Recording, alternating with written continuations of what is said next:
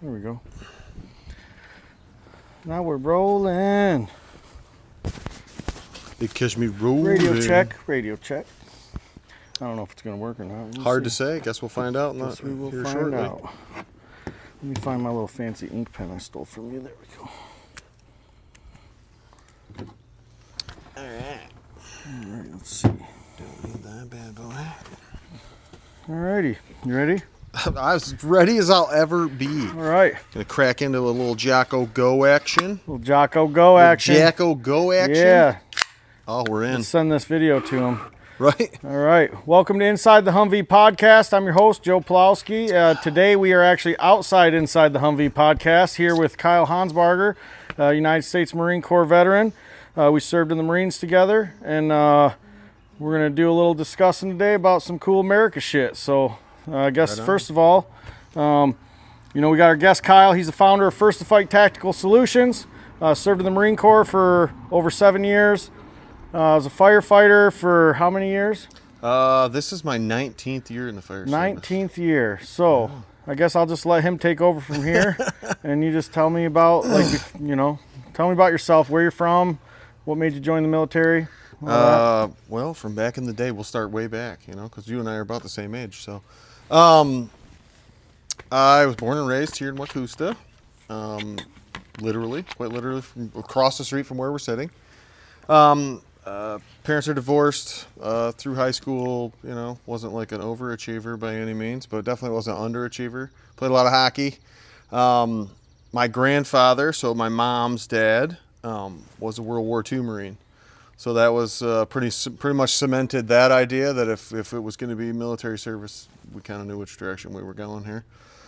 And of course, it was the hardest, so that's the one you got to do. Yeah, for sure. For sure, you can't be half-assing nothing. So I went ahead and in my junior year of high school, I went in a delayed entry program. So I joined up end of my junior year. I went and did as the old adage goes. I walked in and I just, hey, you can save your spiel. So you were locked as fuck on I was your locked senior year. Yeah, I said I don't need your spiel about all my benefits.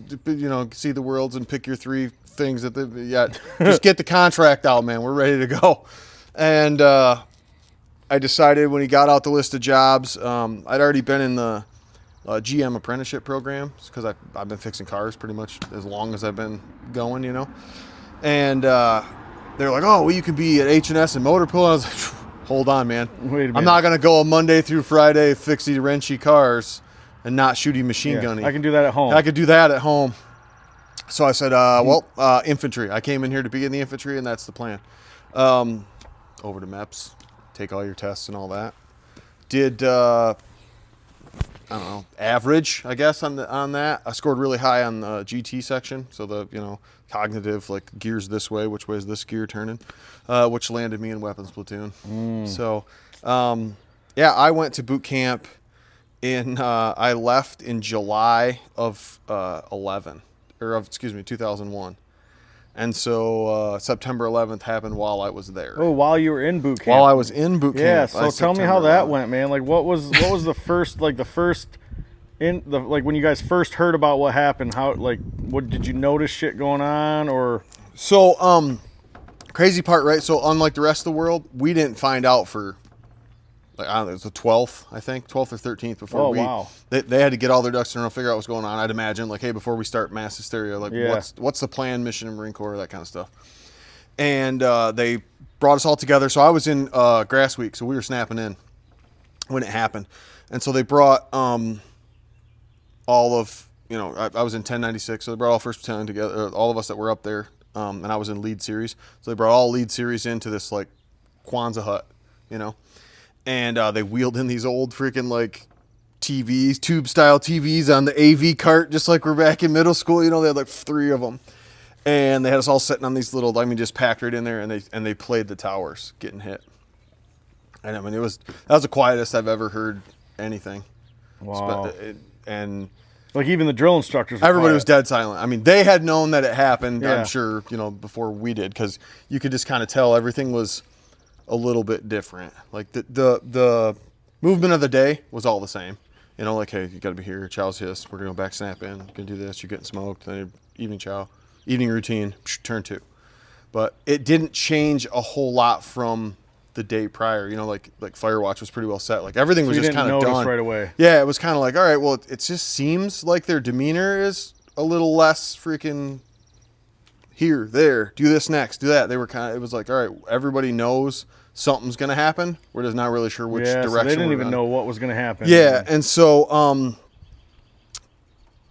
we find out, go out. I can remember this was the first time that things kind of like shifted gears, you know. And we were cleaning weapons. We were doing weapons maintenance on right outside of the. You remember the barracks is right there at when you go up to Pendleton for the rifle phase and stuff. So we're sitting out there cleaning weapons, you know, and I believe it was Staff Sergeant Dempsey comes out and he says, "Who's in the infantry?" Because most of us kind of knew, you know, who was going where and stuff like that. You kind of got your MOS set, right? Basically, yeah. Who's in the infantry? Stand up. So we stand up. He's like, "Within a year, you'll all be dead." Just cut it right to you. Cut it right to you, man. Way to go. Yeah, like, way to throw it out there. Oh, wow. And then they switched over, you know, that night and did their, like, who was the duty NCO. So I think Staff Sergeant Polisa was on for the night shift, you know, and he comes out while we're all doing, you know, this was back when we had to polish boots and brass. So we're polishing boots and brass, and he's like, "Does anybody have family in New York?" And a couple of the recruits, "This recruit has family in New York." "Not anymore, they're dead." Oh, man, he wasn't fucking around. No. And so I was like, okay. And, you know, when they let off, you know, when you go through all the receiving stuff, and when you lead off, you know, and they do that whole like little spiel where they take the one guy away in the car and they're like, "If you screw up, you're going to the brig," and all this stuff, right? And they were like, "No drill instructor will ever do this, and no drill instructor will ever hit you, and none of this will ever happen, this and this and this." I won't say we got hit, but I saw people like get like grabbed finally. Like I was like, "Oh man," like gripped up, like, yeah, shit's getting real, punks. And then you know how the Lance Corporal rumor mill gets rolling, right? And they were like, then it was like, "Hey, you know, your 10 days of leave between school infantry and boot camp, right?" They're like, "Yeah, they haven't canceled that since the 50s when Korea," and like, "That shit's canceled. We're all going straight from here, straight to school infantry, straight to war," right? And it was like, "Oh, okay." Like, I mean, I guess that could happen, which it did not.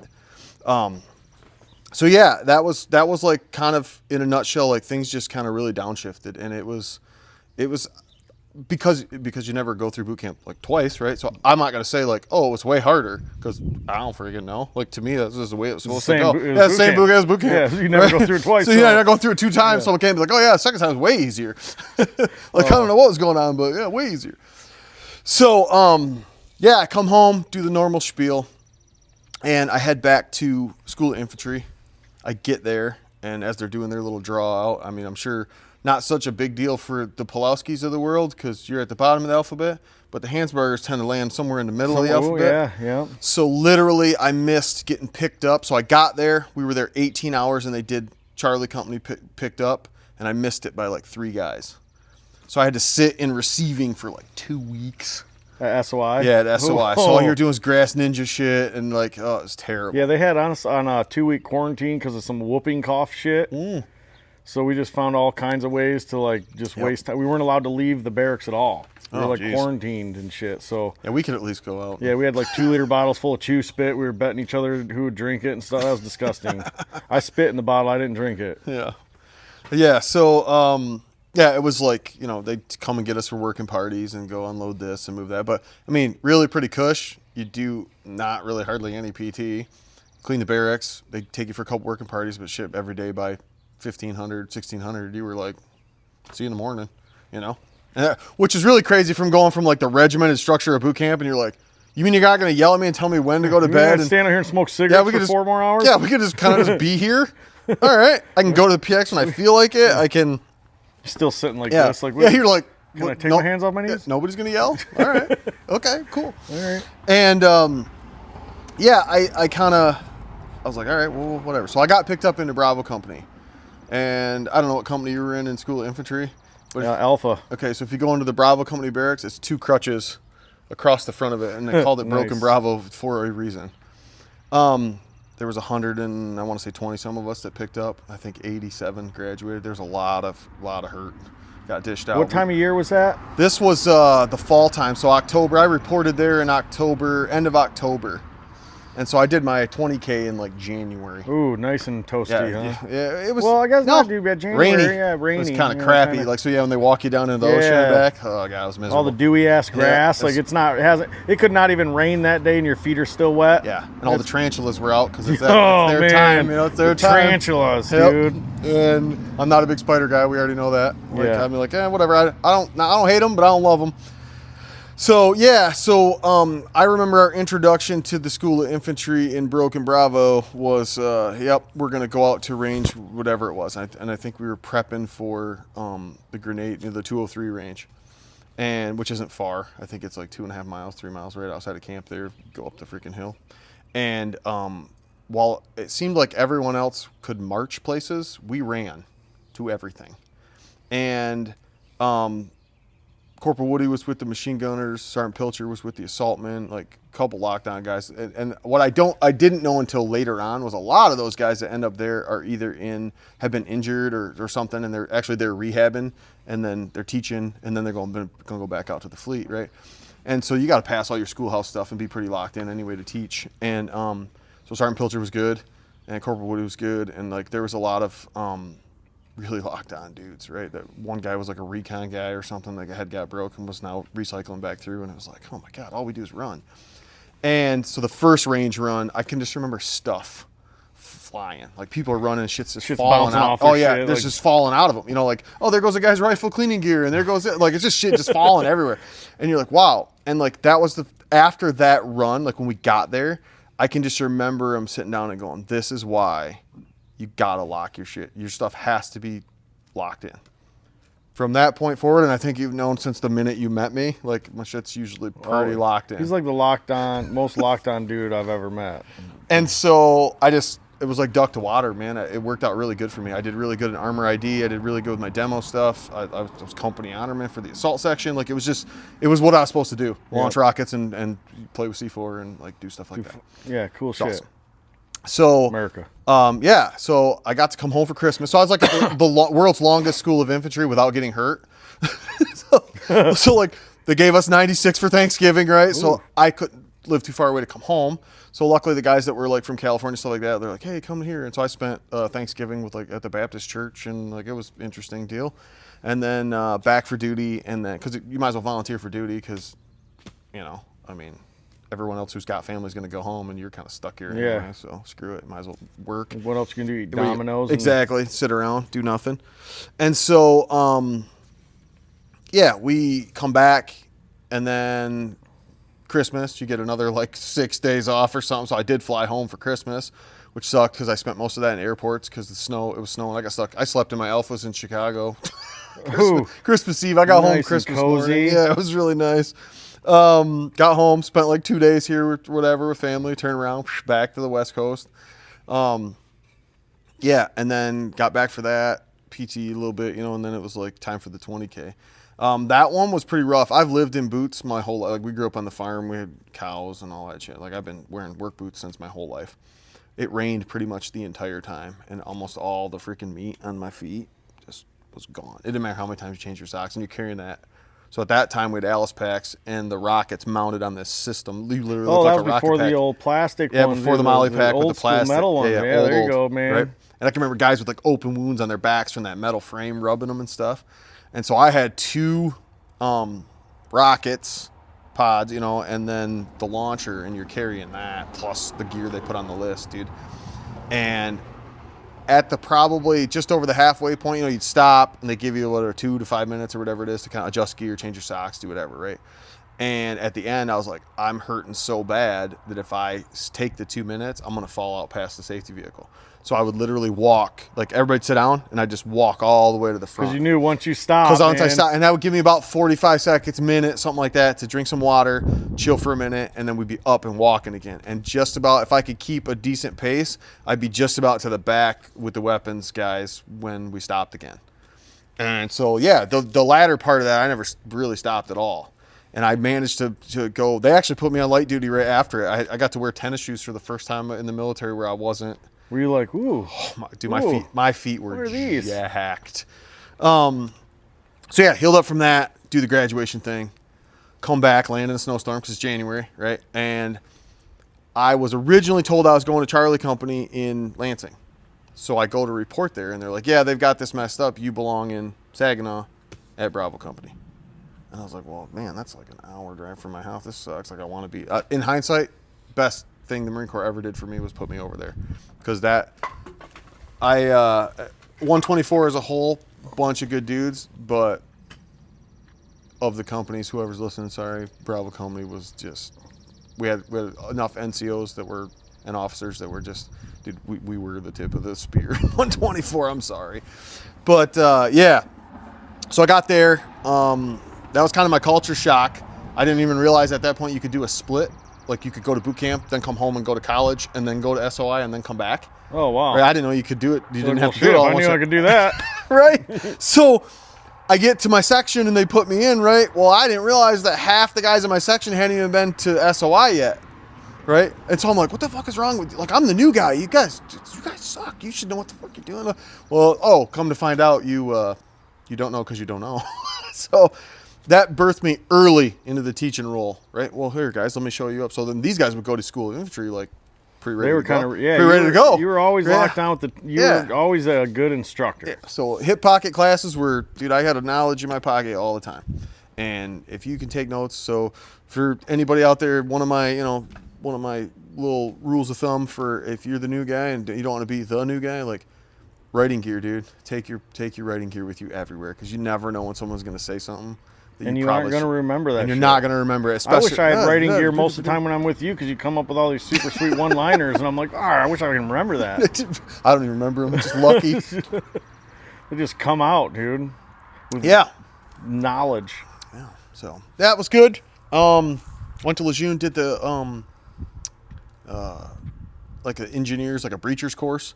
And because they knew the war was already going now, right? So they're in Afghanistan. We haven't gone to Iraq yet, but we're in Afghanistan, and we kind of figured, hey, that's where we all figured we were going. So in 2002, the summer of 2002, that AT was at Lejeune, and we did like mine clearing and a bunch of just crazy stuff, and it was fucking hot. I hate that. Not a huge fan of Lejeune, man. I hate that place. A little toasty. It's warm, ticks, and it's that muggy, you know. The mugginess, yeah. Like Mojave Viper's hot, just and hot. it's just hot. Yeah. Yeah. So, get through that. Actually came out of that doing well, because my section, I had, you know, like I said, I was kind of blown away at the number of people not ready to go. Like lack of writing gear blew my mind. Right? The lack of writing gear. Yeah, I am disappointed in this lack of writing gear. I'm like, dude, we're here to take a bunch of classes, and like guys weren't like ready. And so I didn't know this, but end of each day, I would sit down and be like, all right, we did this today. Like, I basically was making a duty log, and I didn't even really know that I was supposed to make a duty log. And so I'm like writing all this stuff down so I could try to remember it. Mm-hmm. So that when we go back on the other side, like I can be able to teach or to remember this stuff, right? And I still have the logs. And so like you're going through them and I'm writing all this down. Well, we get to the end, and I don't think that my section leader knew we were supposed to be doing that either, because somebody must have come and asked him, because he come and asked me. Hey, dude, I saw you writing that stuff down. Can we all kind of like pool it together? So like he did a team approach, like, hey, can we come up with I was like, well, I already got it written. If you love it, take it, you know? And so he's like, I'm just going to go turn this one in if you don't care. I'm like, I don't give a shit. And he was a solid dude. So leadership wise, it wasn't like he was like, oh, cool, I'm just going to go pass off this guy's work as my work. He turned it in and was like, yeah, you know, Lance Corporal, or at that time was a PFC Hansberger, he's already had it. Hans already wrote it out. Like he was keeping detailed stuff. I thought it was good. If you're not happy with that, we can go back and do something. And they took it. So I got meritoriously promoted Lance Corporal during that AT, and then I got a meritorious mass, which is, you know, just on paper. Well, hey man, little feel good action. Nice, good, bud. Hey, way to go, good on you. And so it was off and running, dude. And we'll get to the stories where it wasn't all roses, where I do fuck up. Like, it does happen. Whoa, really? Oh, yeah. I'm gonna write that down. Yeah, right? Yep. I got my writing gear. Right, yeah. So, get through all that. And it was kind of like a not if, but when type of deal. And so you kind of just about got settled. Back after we had come home, I started coaching youth hockey and stuff. I was like, oh, all right, well, I guess we're not going, you know. Maybe they'll have this thing wrapped up by Christmas, you know. No. we got activated. So that was probably the crappiest week of my life. So on a Monday, I think it was Monday or Tuesday, my house burnt down. Friday. Yeah, Friday, I think it was. Friday or Saturday, we were headed to a hockey game for the kids. I got pulled over, got my first ever speeding ticket. And as soon as I got home that night, we got the phone call, hey, you've been activated, we're going to Iraq. And this was after your house had already burned down. I didn't have anything. Holy shit. I had the clothes I was wearing. Wow. Pretty much. Luckily, my dog was good, so we're good. I was living with my parents, so that was super awesome. And so, yeah, I ended up reporting for duty in civilian civvies. clothes. Wow. Yep. And in the Marine Corps' Infinite Wisdom, even though I had a list of all the shit, like, hey, I need this stuff again, and I'm sure they'll make me pay for it, whatever. And all they literally did was wait to see who didn't show up to formation, and they handed me a set of that person's camis, and I just pulled their name tape off. Right. We're headed to war. Yeah, and yeah, so I got to order some extras and stuff, and anyway, as luck would have it, I got a little better outfitted because they said we were going. I mean, we were up for 3 days, pre-shot, your shots and all your stuff you got to get done, so you can go. And then they couldn't get us a plane. And so we sat around for 2 weeks. We were just we lived at the drill center for like a week. And then they were like, all right, you guys can go home if you want to. And I'd go home and stay I'd go with Blom, stay at his place, get a shower. If I could sleep on a couch was even better than the floor of the drill center. Oh yeah, I remember lots of those nights. Yeah. And so then we got moved to Selfridge, and we spent like 2-3 days in the hangar there, got the rest of our smallpox and all that bull. And then got on the plane and headed for the big show. And put us in country. I think I was in country something like 8 or 9 months.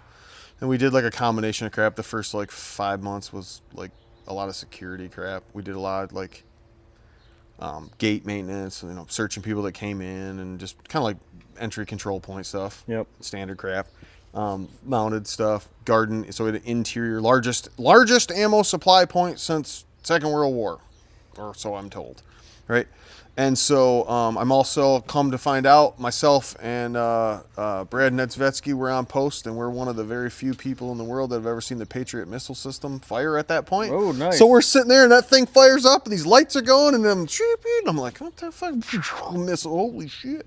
And so this was when they were launching, just taking like, hey, Scud missile that way, and they would let her eat, right? And so it was shooting them down. And so years later, come to find out my Krista's uncle actually worked for the company that helped design all the stuff he's like, you've seen it fire? I'm like, I've seen it not only fire, but hit another missile in the air. Now we've all seen it lots of times. My father-in-law was a Patriot missile dude. Like, yeah. I don't know what he did with it, but he's always telling me about how he worked with the Patriot missile systems and shit. So pretty cool system. After about month 4, I think, in country, they found some other better stuff for us to do. And they started rotating us out so it was basically like a 3-shift system. So it'd be like first platoon and some of H&S, second platoon, some of H&S, third weapons, and so they would kind of dole us out like they normally do. Hey, machine gun's gonna go with you guys, and these guys are gonna go with these guys, whatever. And yeah, so then they moved us up to Camp Coyote, and that's where we started punching across and doing convoy ops and stuff like that into Iraq. So that was my first baptism of, man, look at these fucking poor bastards here, Yeah, right. That's a culture shock. Talk about culture shocks. Like, see a dude was wandering around a desert with a random fucking goat, and you don't even know where he's going. You're like, this dude is not walking down the block. We did so at that point we were kind of like leapfrogging. So we would go and take trucks and like help them load stuff. So if they had like a fob, or basically what we would call now a fob, right? Basically like, that looks good, and they set some shit up there to operate out of, and then as the war moved farther, they were like, all right, tear it down and move it up here now. And so they needed security for those trucks, and we weren't doing anything but sitting around. So, yep, you guys are it. And I remember that's the first time they were like, hey, don't leave. We're on this road, and we're supposed to spend the night along this freaking, like, I don't know. It wasn't like a wadi, but what I'm talking about. It has like the big ditch, but it's all built up, and then it's just open, deserty shit. It was like berms on Yep. And so we're sitting there on the trucks, I'm pulling security and taking turns. And like you see, they're like, don't go out there if that's all mine. We're pretty sure it's got mines in it. And here come these kids just and you're trying to tell them like, don't walk across that, you know what I'm saying? And they're walking, and here they come, like they get all the way across it, and you're like, holy crap. And all they want to do is sell you like a broken watch that they found with no glass in it. Like, yeah, you give $5. I'm like, I'm not giving nothing for that crap. Get your ass back across the minefield. Here's some water, here's this, here's that. Like, just get away from me. And so that went on for a couple hours. And then Cab Wozniak was like, dude, I don't want to sit here anymore. I'm like, well, you're the boss. Like, tell us to mount and we'll move, you know? And he's like, I think we should move. And I'm like, sir, I'm not telling you what to do, but I love that idea. Right? So we all mounted, and then we ended up making the trek back in the dark, which was kind of rough because let's just say not everyone had NVGs at that point. So yeah, that was still early on, man. That was still soft doors and everything. Oh, man. yeah. All our Humvees were soft. I remember putting sandbags in the bottoms and stuff. Like, it was this Humvee. Yeah. It was legit this one. And so that's like when you first got it, I got in, it's like, oh, yeah, this smells exactly like overseas. Brings back memories. Exactly. It brings back memories. And I don't even wash it. Yep. And like when we said that, we were like, oh man, this brings it back, like the smell. And you just kind of sit there for like 20 seconds, you know, and the kids, I think when we came up, the kids are with me, and they're like, hey, dad. I'm like, just hold on just a second. I just need to kind of put my head around this machine again. Let me marinate in this for a minute. But yeah, man, just a ton of that kind of stuff in a nutshell. A lot of moving around. I can remember at that point, after a couple of, you know, like they would drive up their stupid little, you would sit in your tower and like some a-hole would like pull up in his little Mazda pickup, and they'd jump out and they'd like drop 2 fucking mortars, and then they'd take off and run into the night, you know, and you're like, oh God, this sucks. And I remember getting so mad because we had to put on mop suits like a ton of time. The first 30 days. It was all gas. Oh yeah, all the time. Freaking gas. So you're just sitting out there sweating. And like I can remember vividly watching sweat go down my nose and feel it like fall into the chin cup of that stupid gas mask. Just building up in there. And then like push your straw into the canteen and be like, yeah, this is living right here. I think I finally found, because every man's got the breaking point, right? And I don't want to say like I was broke, but I was finally at the point where like I didn't care what happened to me.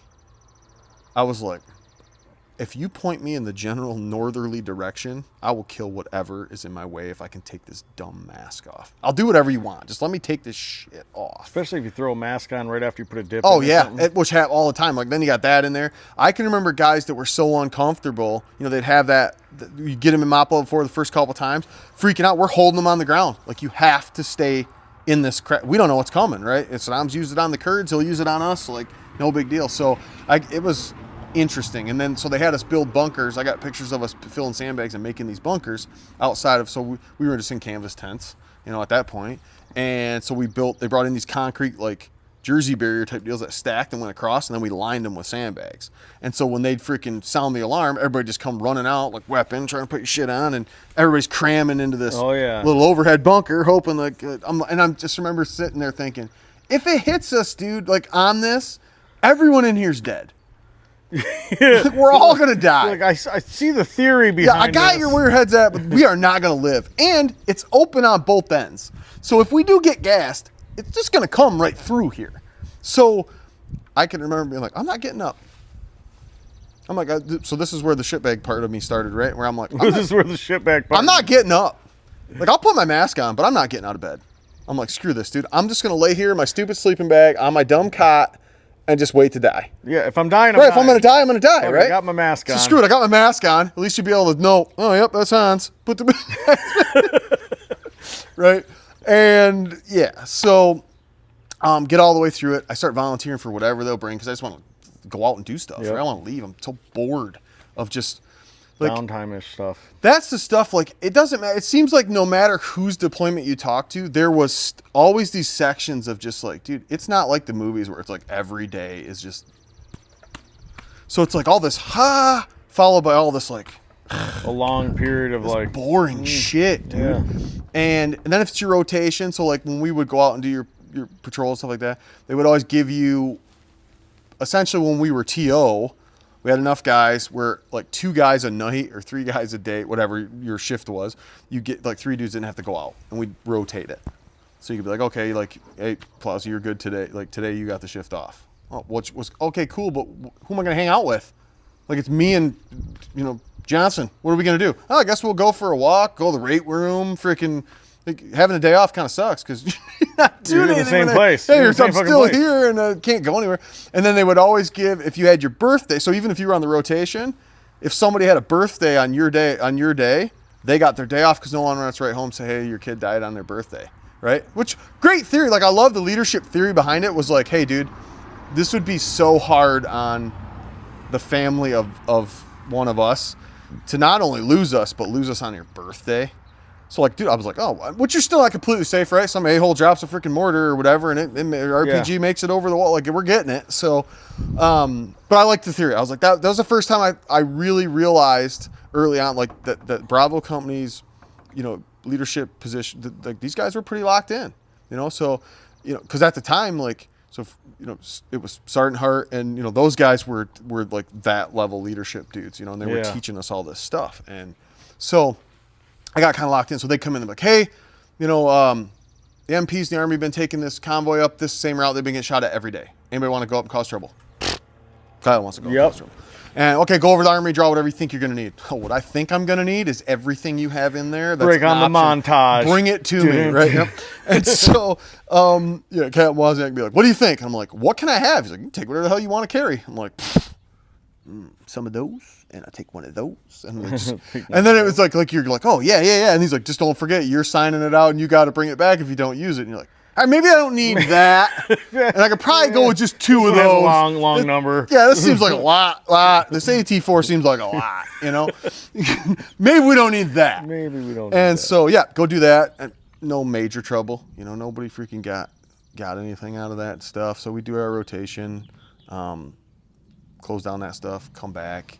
And at this point, I decided that I was probably going to stick around a little while, you know? And we'd only had a few people go home with like just basic injuries. It was like from lifting or, you know, just, it wasn't like nobody freaking lost any limbs. Nobody freaking got anything major happen to them, right? So pretty lucky. Yep. Really a really pretty lucky deployment. And we're getting towards the end. So I'm like, all right, well, I want to get promoted. I'm kind of tired of being a Lance Corporal who's like a senior Lance Corporal-ish dude who's like going to come back to the world and get like, you're a senior Lance Corporal. Okay, cool. What do you get? You get to do the fire watch too. Yeah, and you still get to. Yeah, you're like, dude, I did. So You just get to pick everyone else who does it before you. Yeah. And so you start realizing like, well, the only way out of this is up, right? And I liked the Marine Corps. I liked the structure. I liked the culture. I liked the guys I was around. Like I really liked it. And so I started doing like, okay, well, how do I do MCIs? That was back when MCIs were through the mail, right? Oh, yeah, So you'd man. go like, oh, I want this and I want that. And they'd mail it to you and you'd fill out all the shit and you'd mail it back and they'd be like, okay. And you just kind of hope that they put it in your SRB somewhere that you passed, right? And so the Marine Corps Institute was pretty new at that point, right? Mm-hmm. And so I'm doing like, check finance, you know, budgeting, like finance or whatever. It's like how to balance a checkbook. Math for Marines. Super easy. And so then I kind of had wrote home too and I started my, like correspondence mechanics course. I'm like, I might as well do school. They're paying for it. I got nothing to do out here but look at the desert and try not to die. So might as well learn, right? And so went through that stuff, did my armor ID. And at that point, you got to remember, so the Marine Corps was, in their infinite wisdom, was also a little bit, like, I think they sometimes, they don't forget, but they want to just be way more trusting of the Lance Corporal Underground than they should be. Right? Yep. So it's like, all right, well, you do armor ID, because they didn't change the tests. It's all on paper, right? It'd take too much to send us different shit. Well, you do armor ID, you do finance, you do freaking, you know, whatever, and then we'll just adapt and overcome. We'll just swap. Yeah. And then everybody gets promoted, right? And we're like, oh, yeah, that sounds like fucking brilliant. That sounds like a genius freaking idea. Lance Corporal know what to do right here. And so I'm going through, right? And well, on the Commandant's reading list, I was like, well, screw this. I'm going to go. Because right, we're doing this, right? So now I'm like, okay, well, every Lance Corporal in my section, pretty much everybody in the section was a Lance Corporal by now. I'm like, well, how? There's only going to be so many dogs at the bowl, right? So how do you get above that? And it's like, well, if there's a promotion board or any of that, like you might have to do that stuff. So I'm like, well, screw that. I'm going to look at the corporals stuff, like the Marine Corps, like the Commandant's reading list. I'm going to jump in. I'm going to just try to jump in higher, right? And so I can remember the book because I still have it. And the book is The Last Full Measure. And it's a account of all the officers, both sides for the Civil War. The book is like, I'm not kidding you, like this freaking thick. Wow. So I'm reading that, right? And I'm going to tell you for sure I was dead wrong at what I was doing, right? But I'm on post. I'm going to tell you for sure. Dead wrong. Dead wrong. But if there's any Marine who has ever deployed that's on post that tells you he would never read, he's lying to your fucking face, lying to you, man. And so I'm sitting there and I can see forever, right? I've got gate guards and I've got everything going, right? And so I'm just reading and looking and reading and looking. And here comes the truck. So it's like, oh, okay, well, put the book down, keep behind the gun, do my job, right? So they get out. I see them getting searched and I can see collar brass and stuff. And I'm like, whatever. It's pretty normal. Where I'm on gate 1 at that time because the gate 1, the search pit and all that stuff ended up finally towards the end of deployment. Like if you were pre-locked, it was kind of more of a hand-picked job, right? And so there was like 8 or 12 of us at the front gate at that point. And we rotated through search and all that kind of stuff. And so I was up there and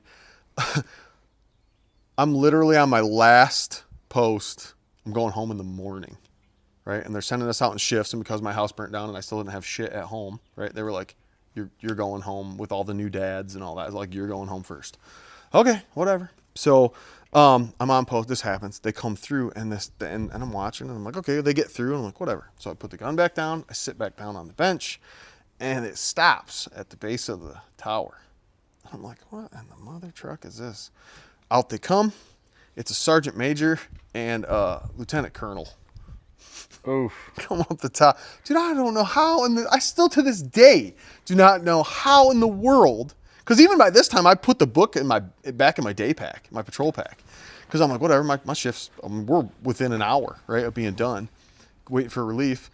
And he comes up the thing, and so I start with the, good afternoon, sir. Yeah, good afternoon, sir. But which even though, like, it's such a gray area, right? Do I report my post? Or, well, you're not really my chain of command, so do I report my post to you or not? Yeah, go tell you to get the hell out of my box. Right. But yeah, but you're a colonel, so we'll just go ahead and go with yes. Yes, sir. And so I start going, you can save it. And he's like, not every Marine like, blah, blah, blah, reading on post, yada, yada. And I was like, and I'm just standing there like, what do I do? Right? And he's like, were you reading on post? And everyone's been there, like, with their parents and like through life. And obviously now, since I'm pushing 43, like a lot of times where it's been like, do I lie or do I tell the truth? And that's when the first time, like, the culture and like the Marine Corps stuff, really, the 14 leadership traits really locked in and kind of sat. And it was like, what do I say? And part of me is that's kind of my brain turned on and went, he wouldn't ask you if he didn't already know the answer. Because of all things, he's going to ask you. Were you reading a book? Well, of course, I'm like, I want to be like, no, sir, absolutely not. I'm a hard charger. I would never read. I would never read. Of course, in my backpack is a freaking CD player and like all my shit, right? So we open this bad boy up, it's not going to be good. So it's like, okay. And I said, and so finally I kind of like prefaced it to buy time. This is another way how you know when someone's really internally struggling with what you've asked them, right? To buy time, you go, sir? Like, so buy time, sir. Say again. Sir. You're broken and unreadable, man. Send it again. Send it. And he's like, I was waiting for him to be like a small child, were you reading a book? And it's like, you were reading on post. And so finally the sergeant major, like, being a solid enlisted guy, knows the culture, knows how it is to bring up Marines from, and we're going to have these moments, right? And he's like, if you have it, you just give it up. And so it's almost like good cop, bad cop, right? But I'm like, okay, whatever. And so I was like, yes, sir. Like, I did the right thing. Went in there, got the freaking book out, handed it to him. He looks at it, down the tower. He doesn't say a word to me. Back down the tower. Did he give you the book back? Oh. Him and the sergeant major go back down the tower. And they go back up to the guard shack. Because that's where the duty NCO is, so it was sergeant major then. Last name major. Yeah, last name major. It was either, I think it was him. I think he was in charge of us that day. Anyway, and I can hear him getting his ass chewed, man. He's getting chewed. And then they leave from there and they go up, and I'm sure they went to find Captain Swisher and at that time Captain Calloway and just read them up and down. And I get called down when our relief comes. I get called down and they're like, you're staying. I'm like, I kind of figured that was gonna happen. Yeah. And so at this point he's like, dude, we're on the, they come out, and I'm trying to remember who brought me chow. because I didn't pack enough shit to be out there for whatever it was, 18 hours or some shit. I was, so they brought water out and stuff, and they were like, "Yep, you're staying." Gave another guy the extra night off. Oh, sounds good, right? And so, have fun not reading. Yeah, have fun with that. The worst part was, so that's how I got the book back, right? So, sorry, man, he gives me it back, and he goes, "Yeah, you know what?" He goes, "You know what the sergeant major says to me?" He goes, "It's too bad, too. That's a really good book." That's too bad, too. It's a really good book. And he says to me, and he's like, we're winding this down, man. He's like, "Devil, we're winding this down. Don't you want to be locked above?" He's gonna give you the devil talk. Oh yeah, he's like, "We don't want to be letting our guard down now." But he's like, "We're going home soon, aren't we?" I was like, "Actually, I leave in the morning, sir." And I'm thinking, well, not anymore, you don't. Yeah. So I get back, and that was my page 11 entry. I get back, and they called me in, and there's like, Staff Sergeant Yonan goes, "You can fight it or you can sign it." He goes, "I suggest you sign it." I was like, "What am I gonna fight?" It turns out that was the base command, the new base commander, the lieutenant colonel, and I'm like, "What am I gonna fight?" Dude? He got me. He's like, got me. Like, I'll sign it. So I signed it, and they actually let me go home. So back stateside, took my leave, went back, kind of hit the ground running, wanted to get promoted. So, long story short, that's when we got,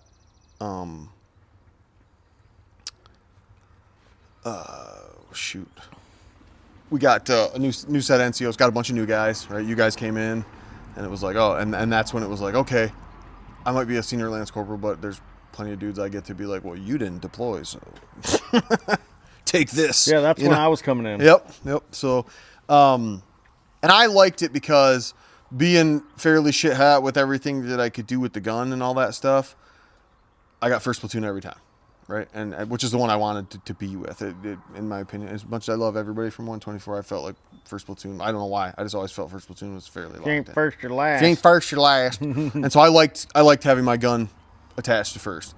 A week over, and that was where I learned, like, that's when Sergeant Hart was like, I'm like, "What are you doing?" I remember he brought his little camp chair thing with him, and he's got this little camp chair, and I'm thinking, geez, that's pretty cool. And he's sitting there playing with these overlays, and I forget where we were. Might have been even in Poland. And he's doing these overlays, and I'm like, "What are you doing?" He's like, "Well, if I put down the patrol route in this color, and I put down the supply thing and this and that," he goes, "if you have all the overlays, you could look down through the map and see everything that's going on.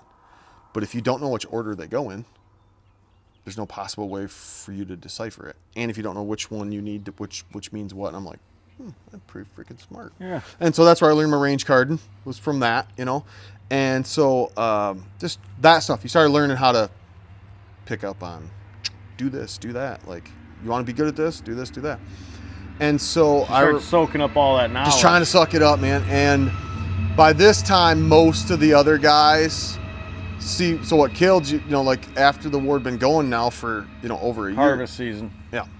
After the planting season. After the war had been going for over a year, you got guys getting out. Attrition rate's pretty high, right? So all the guys that I got there that had only done boot camp and then left, right? What's still time and service in the Marine Corps, right? So they'd already been in longer than me. So like the bulk of my section picked up corporal, except me and Blom and a couple of the guys that were like, "Dude, we've been here, like, did all the same stuff they did." I mean, we're mere months apart, right? But it's the way it is. It's the way it works. It's the way that's the way the Marine Corps. It's not what's good for you. It's what's good for the Marine Corps. It's good for the Marine Corps. Yep. And so I can remember that was the first time, like, that's when Blom and I got really close. And same with Ned and Woodsy and stuff, was we got really close because we were the senior Lance Corporals that went over. And now this is when it starts to happen where, we're billeting the NCOs separately from, so we go to AT or whatever, like the NCOs are in one barracks and the freaking junior enlisted are in another. Yeah. And I'm sitting there thinking, you motherfuckers, dude. And especially because it was like, dude, It wasn't for that fucking book. Yeah, if it wasn't for that stupid book. That's what I kept saying to myself, dude, if it wasn't for me trying to do the right thing, like, I wouldn't be where I'm at now. But, sitting there thinking, I think the hardest part was like the treatment. It was the first time that I ever also realized that that bias exists, even though I wanted to be in a different spot. That bias was there. Like, oh, you're going to tell us all to do something? Like, even me? Dude, we did the same stuff together. Chewed the same dirt, whatever. And I finally had to, like, dude, you got to swallow that and be like, hey, it ain't what's good for you. It's yeah, like when you're homies with someone and they get promoted and all of a sudden they're telling you to do push-ups. You're like, whoa, dude. Yeah, bro, we were just drinking yesterday. Yeah, hold on here, bud. Yeah, that does take a little bit to get used tough. to. Especially in where we're at, you know. So, yeah, I can remember we're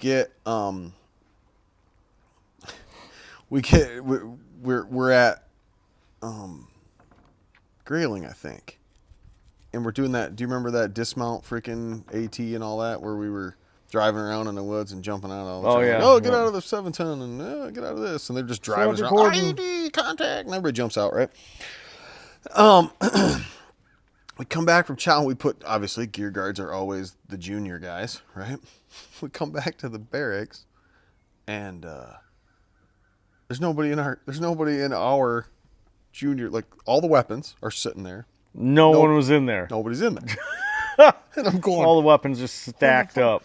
And so we walk out. Somebody goes out on the freaking, the ladder well, and looks down. They're down in the smoke pit. Smoking cigarettes. And the two of them, they're supposed to be gear guard. Oh my God. Talk about getting ripped apart. I wonder if I was supposed to be in that gear guard party.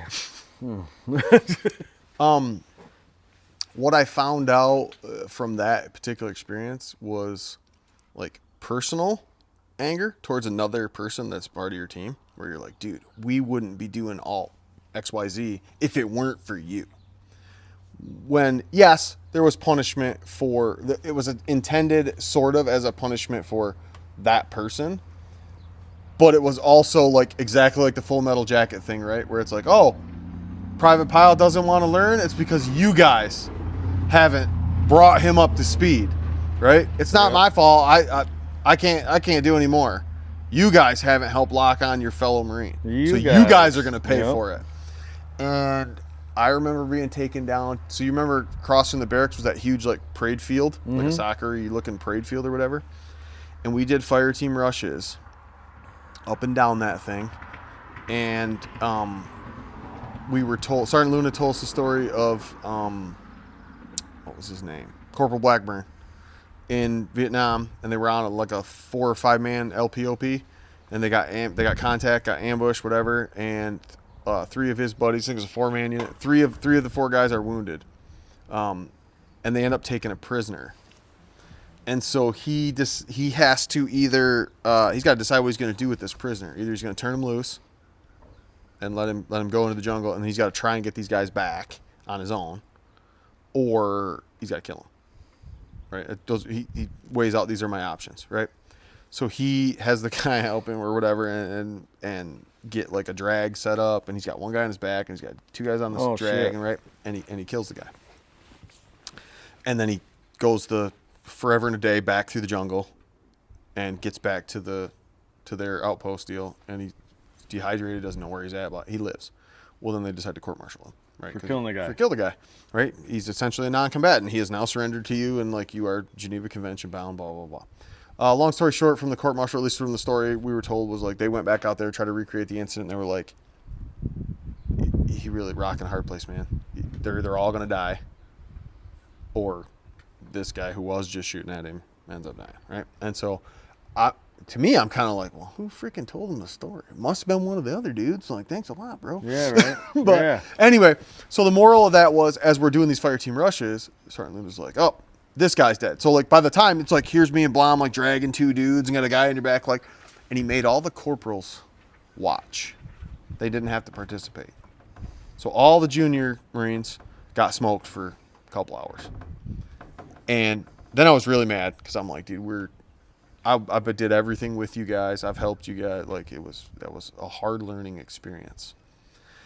And then he let them have what I would have, if I was in their shoes, would have probably been the hardest thing I ever heard. And he goes, there's 3, because I think at that point it was me, Blom, and maybe Ned were supposed to pick up the next drill, right? We already knew we were getting promoted.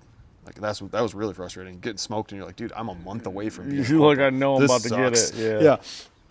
And so, and he starts going, he's like, yep, all you guys have failed all of these guys. Your NCOs, you're supposed to be leaders. You're supposed to be the example. You're supposed to be this. You're supposed to be that. There's 3 guys in here who are going to pick up that will be tenfold better than you. But I'm like, oh, dude, that would hurt a lot. And especially, so then we're standing there and I'm like, oh, he's talking about me and Blom. And like, because we already know we're picking up. They already told us. And that was the first time, because that was when, I think it was Major Clark. Remember, he made us all recite the, you had to use the whole NCO creed. You had to do the NCO creed or you couldn't get promoted. Yep. So you're like sitting there trying to learn it in 2 days, like in between all your normal duties and stuff. So, yeah, man, it was probably a really great. That was the same time Pete got promoted too, then, wasn't it? Yep.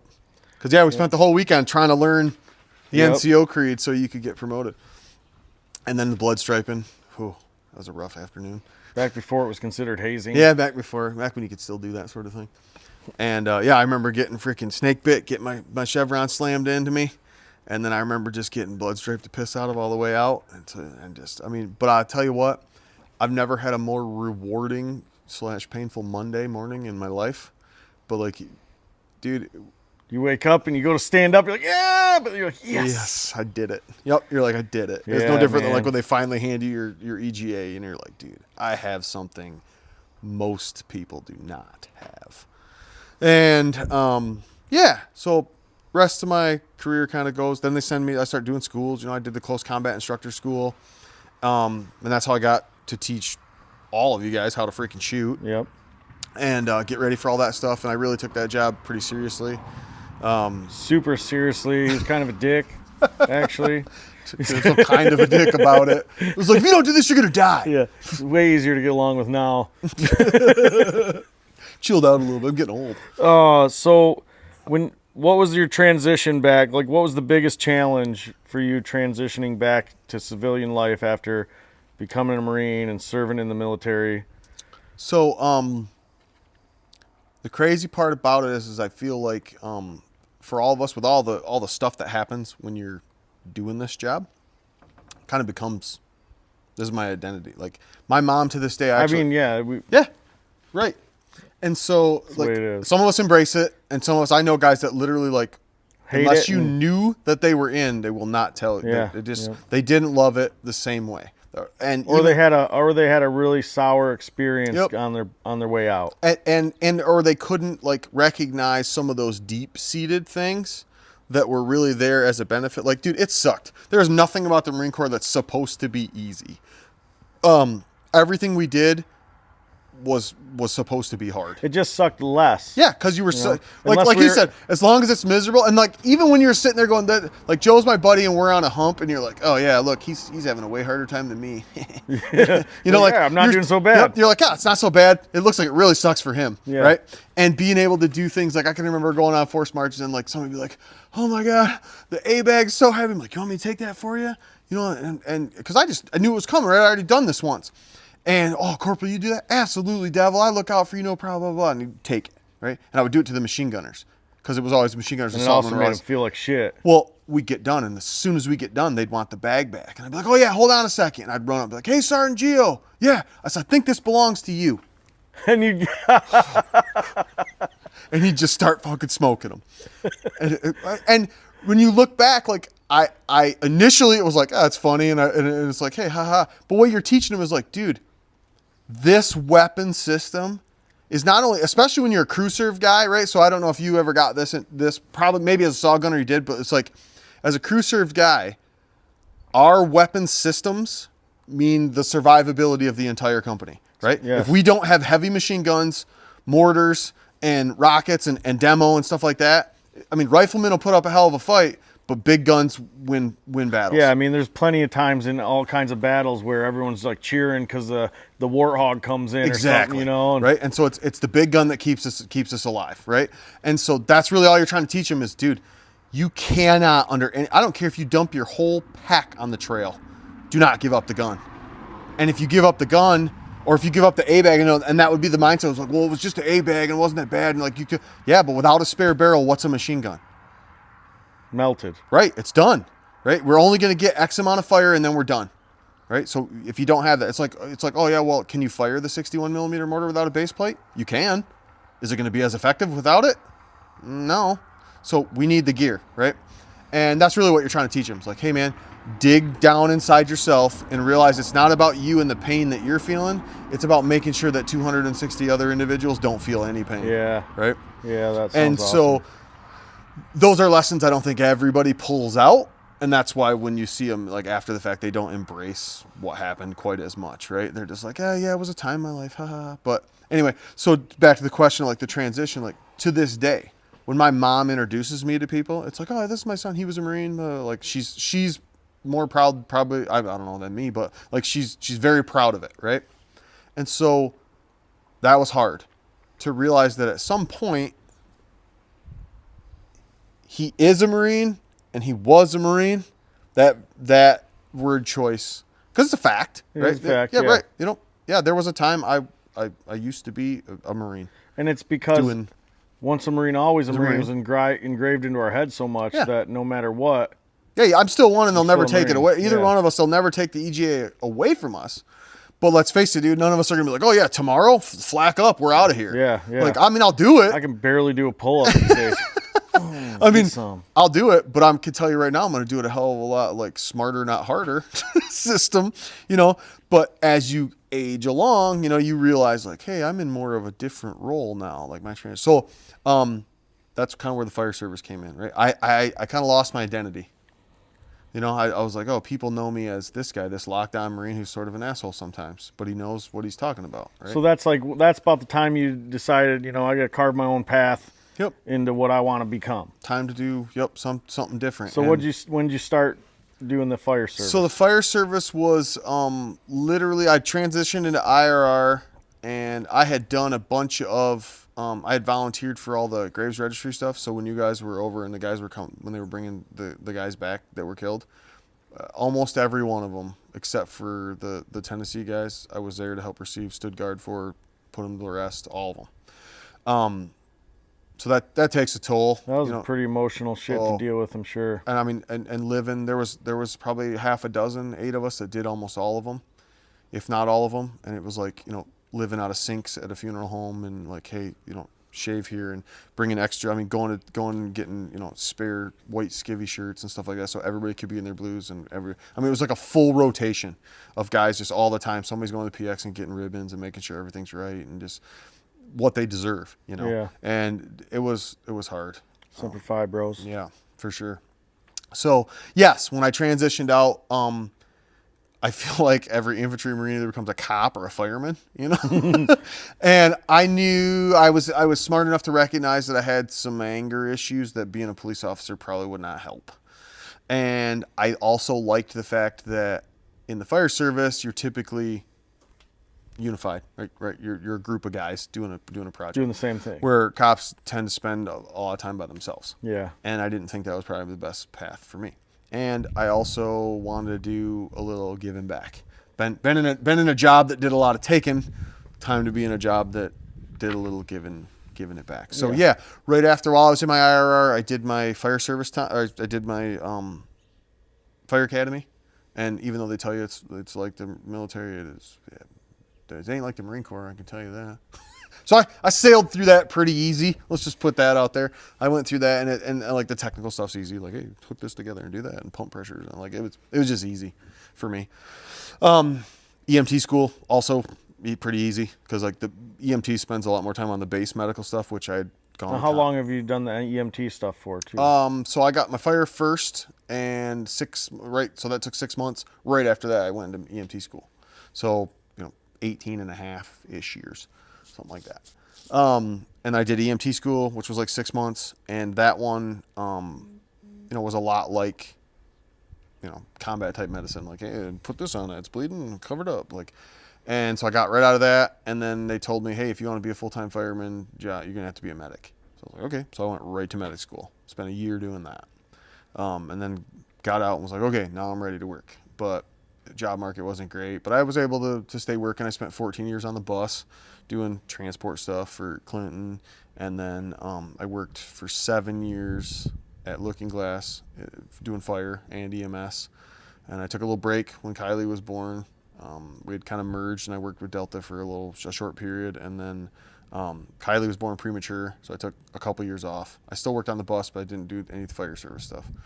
And then I was working on a car for one of the guys at the city, and he's like, dude, you should come apply, be with us. And so I've been there for, I think, 11 years, August. So what, being in the military and then being in the first responder type role, what are some, like, maybe, I don't know if there's many comparisons or not, but some comparisons, but what is something that most people that don't realize about first responders, like what are some things that you have to deal with?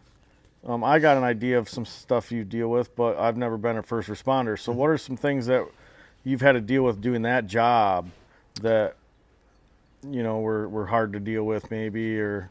So, the transition from like deployment to a third world crap hole, like, you know, combat type stuff into the wasn't super hard. Like seeing trauma wasn't too hard for me because I've been doing it already. What I think is kind of a tough part is first responders see trauma. If you stay at, like, I've been at it almost 20 years, right? Ever since I got out, right? So a much more drawn out traumatic event. Yeah. That's just over and over and over. And you think about a combat deployment, we take, I'm not going to say it's equal, but let's say, I mean, if you're in Iraq and you take 7 or 8 months of trauma, you basically have taken 20 years of carnage and shoved it into 8 months, right? And so when you get back, you're like, whew. But in between those times where it's like, okay, this happened to so-and-so. Man, that sucks. I got to, oh, shit, now this happened to such and such. Like, your processing time isn't there, Yeah. right? And so what our brain seems to tend to do, or at least mine, right, when it was with that, it was like whatever the worst thing was kind of took over, right? So, like, you have to actually actively sit there and be like, oh, yeah, I remember a time. Like, when we're telling the EMS type stories, like, oh, yeah, I remember a time I ran a call about this. Not super traumatic, not overly bad, still a crap situation, but not as bad as like, hey, you know, I went to a 3-year-old that drowned. Like, way different, right? And so having that as a first responder, it can be tough because it's like, okay, we get off shift and we're done. And there's been quite a big movement now into like mental health. And, but early on in when I was doing this, it was like, oh yeah, you go to a pediatric cardiac arrest and you come back and you restock. Yourself. Well, and you restock your truck and they'd be like, okay, tones again, go do this one. Right.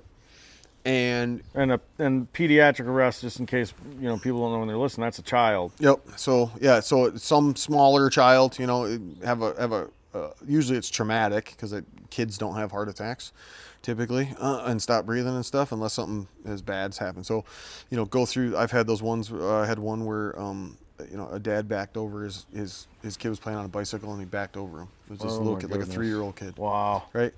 And I've had, you know, little kids that drowned, and we just had one like last year that was an autistic kid that got out and got in the river and he drowned, and it was like, just that and that and that and that and that. Kids are always the harder ones, like, Yeah, you for know, sure. and you carry it, and so you get through that, and then they send you out in the next one, send you out in the next one, send you out in the next one, and then you've done it for 24 hours, and they're like, okay, go home. And then you go home and you got 3-4 days off, and so then you just sit there, Start to process, kind of. and especially when it's death, and especially when it's smaller. You know, it's like, oh, what if I'd have done this?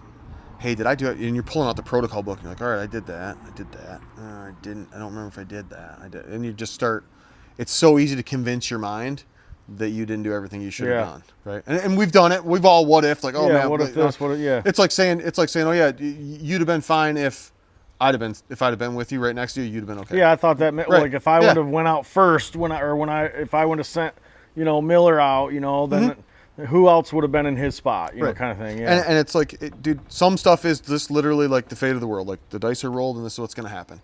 And there's nothing really we can do to stop it necessarily. Because I think of it like your situation makes me kind of chuckle in a way where it's like, hey, when I taught you guys how to gunfight and I told you, never take your dominant hand off the gun. The only thing your dominant hand's for is to pull the trigger, right? And you took your dominant hand off of your gun to reach down and make a grab. Had you left your dominant hand on the gun, you would have turned it a different way, and your head would have been where your shoulder was. Yeah. Why? Because I'll bet you did 100 different grabs while you were there doing exactly what I told you to do. Do not let your dominant hand off the gun because you got to have a trigger, right? And so what made you do at that time? You know, that stuff, you know? And so it racks on you. So I feel for a lot of first responders because it's just, you know, one thing after another thing after another thing. And it's like, if you could just have 5 minutes to forget all the shit that your eyes have seen. And that's like one thing I've noticed over the years of dealing with first responders and veterans too. Like, I could talk to 100 veterans and maybe find a couple that have dealt with wounded or dead kids, right? Yeah. Because that really doesn't happen as much as the news likes to say it does. But you talk to any firefighter or police officer who's dealt with car accidents and stuff, you know, and you got to see like kids and that, I mean, to me, that would be the hardest thing to deal with. And having to deal with that over a long period of time like that, I could see how that could be more detrimental to your, you know, to your mind than. Kids aren't supposed to be. No. We're in those positions, you know, and it's, it takes I've only seen you in action doing it, not even in action. There's just that one occasion where we were here and that girl called you up, said she wrecked her car down the road. So we rushed down there and I was super proud of how well you handled that whole situation because I didn't even know this chick. And I was like, oh my God, is she okay? You know? And you're like, let's go. We get in the car, we get down there, and you get your bag out, and you walk, hey, how's everything? You going all right? You made it pretty far through this ditch. You know?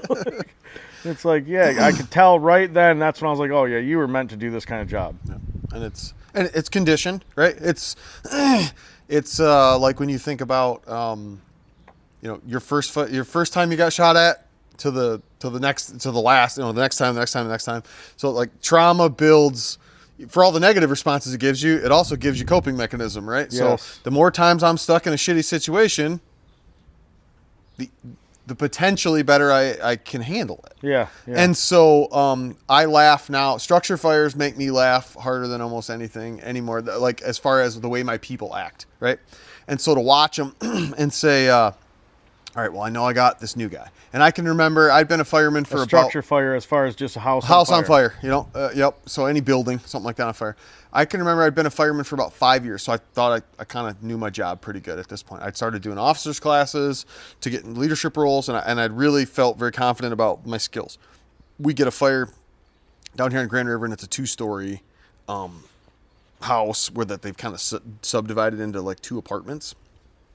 And I can remember we get there and, we got off the truck, and the guy, I won't say his name because he works now for Ann Arbor Fire. He was actually in the service. He left and went and became a fireman for the Air Force, and then got out and works for the city of Ann Arbor. We'll just call him Little A. Little A. It would work because it starts.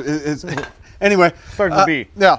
And so, we get off, and we're out of the truck, and I got my stuff on, and I'm grabbing tools, and I look up, and he's gone around me, and I'm like, okay. He's going to go on the other side, get the nozzle, and go off that side. So now I've got my forcible entry tools, and I got my mask, I got everything hooked up, my air's on, I look, and he's going by me again. And the third time he comes around, I stop him. I'm like, what are you doing? Running laps? He's like, what do you want me to do? I'm like, we need to get the nozzle, but you need to get an air pack first. Like, he didn't even get out of the seat, and they're in the seat, right? So all you have to do is put them, hit the little release, and you get out with your air pack on. And so he forgot to get his air pack, right? This was for his first structure fire. Okay. Right? So it's just like the first time you got shot. You're like, dude. What do I do right now? Where do I shoot? What do I do, right? And so I get him. He gets his stuff on. It's like, all right, we're going up. So we get the line. We get it stretched. We get to the second floor because that's where they think they've got people trapped. And I got a set of guys going in on the first floor, one of the other senior guys that I went to fire school with. So Mike is taking a crew in on the bottom. And so we go in. And I remember him when we got in and it first started getting hot, like, because you can't see much, right? And I just remember feeling water coming back at me because he's like, okay, it's happened. Like, we're inside, it's hot. He just opens the bail and he's just going crazy. Spraying. And so he's hitting the header above the door and the water's coming back at us, right? Instead of going, because you can see the fire into the next room, right? And so I grab him. I'm like, it's down here. And so he starts doing, well, now So I'm fairly confident what I'm doing. I know where the hose line is and where he is. So I start doing a search on my own. I'm like, all right, I'm just going to go over here, get this room searched, see if I can find anybody. I come back and join him. He's freaked out because he's like, well, he's like, you left. And I'm like, I told you I was going to go right over here and search. And I came right back to you. And it went fine. He became a very competent fireman. It's those first ones, right? And we just did a training the other day, and I had a lot of first-time guys inside the sets that we were doing, and to see their face, like to literally look at them and their eyes are like, this is hotter than I thought it was going to be. And when you can feel it in your ears and stuff, and you're like, it's getting warm in here, and being able to recognize that stuff and see facial reactions and see what they do with their hands and like realize when panic's about to set into a human being, what they do. Because your body does not want you to be in a house that's on fire. No. It does not want you to be in a gunfight. It does not want you to look for any type of fight, right? It wants you to be safe. It does. And so you are constantly telling yourself, go do this, push forward and do this, right? And so it's been a really great experience to watch and mold and help people learn stuff. And what's like one of the funniest things that happened to you while you were on the EMT service?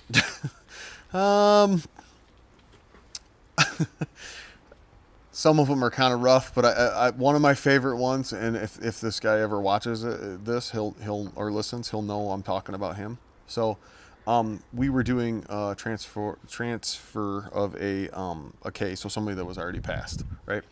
And I told him, I was like, well, someone has to ride in the back with the patient, just so you know, no one has to ride in the back when they're dead, right? And he, okay, so I made him ride in the back. I mean, they were in a body bag and stuff, but so we get back and they're like, you did what? I was like, well, I made him ride in the back. So funny, hindsight, not a good idea, but it didn't hurt anybody, right? It wasn't like he had to look at anything or whatever, but it's just another way to, to kind of pick on him. I had another one where it was so funny that it was probably one of the greatest one-liners that was probably the most offensive thing that I'm not sure they even know how offensive it was to me, right? So this girl that we had, she was pretty new, and she was like, sometimes you can be kind of mean. And I'm like, yeah, I know. That's my job, is to make people cry, is what I told her. And we get going, and she's like, oh, they told me you were in the Marines. And she's like, what does that even mean? I thought all you guys did was like Toys for Tots or something. Dude, I never was more like, I want to hit you right now. Oh, I thought all you guys did was Toys for Tots. Yeah. Fuck. I was like, God damn it. And so, yeah, but she didn't last very long. And so then it was a joke because as we went through, I have a very, we'll call it an aggressive teaching style.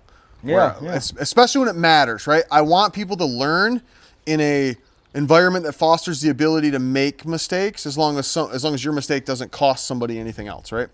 And so, like, for instance, if it was a diabetic with low blood sugar, like if they're borderline, I want you to start the line. I want you to get the stuff I want you. If they're able to talk and maintain airway and stuff like that, if they're completely unconscious, their brain is dying.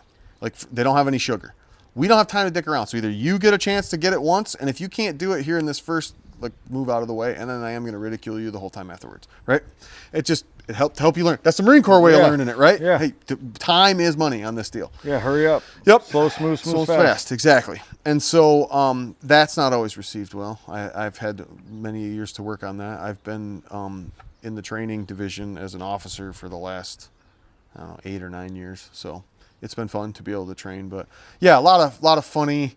We had a structure fire down the road. I had one guy, so I gave him instruction before they got there because I'm already down there. I got a radio and I'm talking to him. I'm like, hey, when you get here, I need you to come up. I need you to drop 5 inch at the road. I need you to grab 3 inch because it's a barn fire. I want you to give me about 400 foot or 3 inch off the back.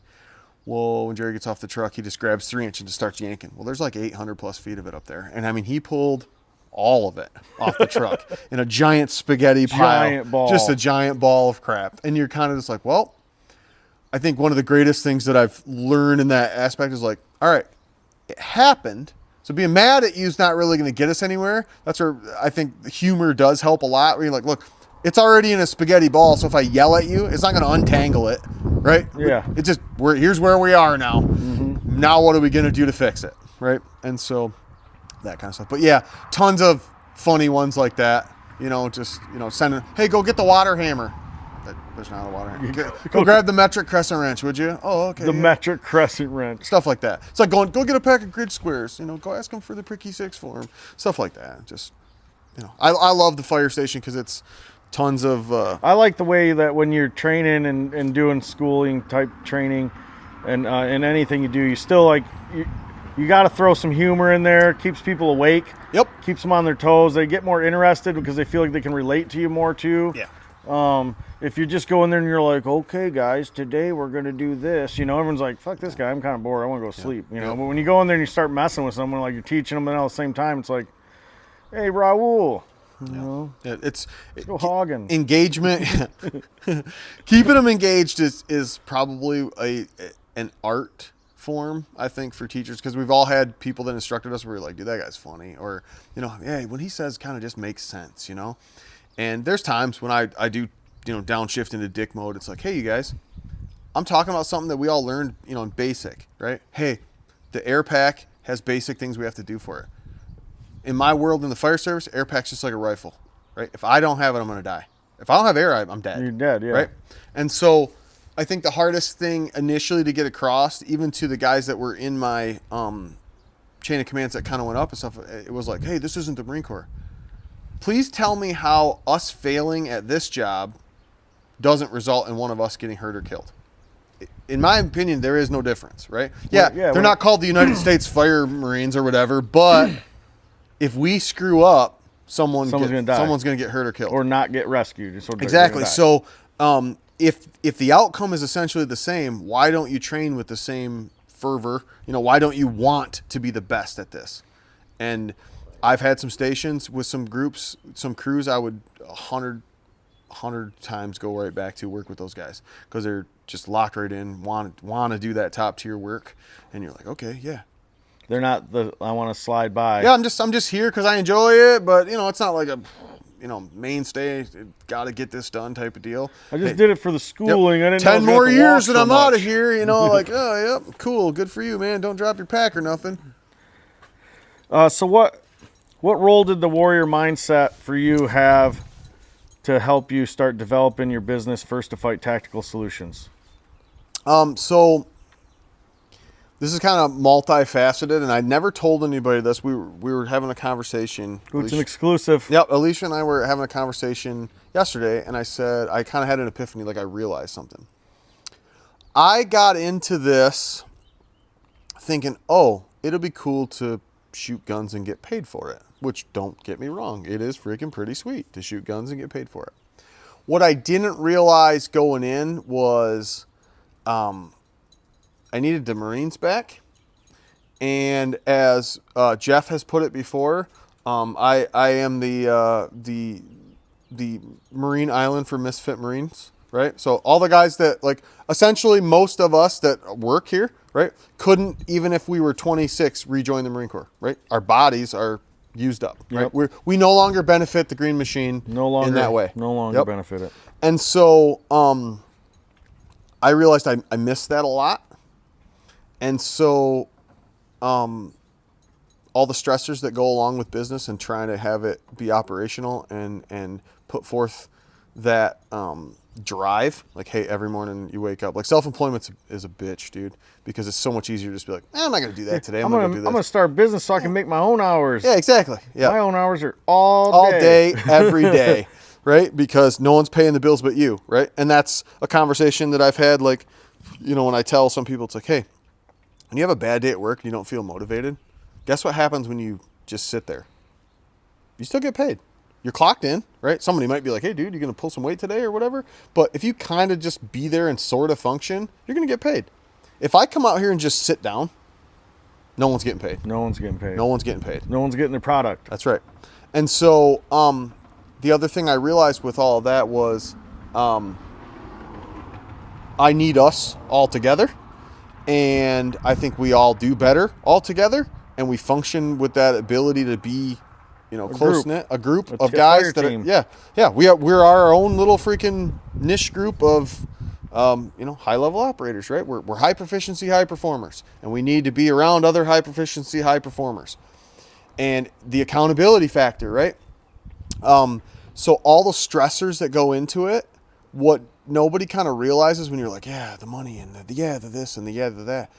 Really what I'm trying to say is I'm trying to find a way to keep us all together. Yeah. I want to keep us all together no matter what it takes. That's why I started doing what I do with the artwork, and then even with this, you know. I was like, I need another way to, you know, sit down and bullshit with my buddies. Keep us all together. And share these great conversations, you know. Yeah. And so most people didn't realize that. And then that other side of like needing the guys besides the mindset of like building a business and stuff, because we can get on that horse every day. But what I realized was there's all these people in your life that are like, oh, just open up to me, man. Just tell me this. There's some stuff you just can't tell people. Yeah. Because like if we sat down with certain people and we're like, oh yeah, man, you should have been there the time this happened. They're going to look at you and go, what? Okay. The dark humor part. Yeah. And just like, even when it's not just necessarily humor, but it's like, it's a real situation that happened to you. And you're like, that's messed up, dude. How can you like just laugh? Just gotta laugh, you know? Yeah, like when people like when we talk about like when I got wounded or something, and then you're like, I guess you should have zigged a little more, huh? Yeah, right. You're right. Gotta make light of it, right? Otherwise you go crazy.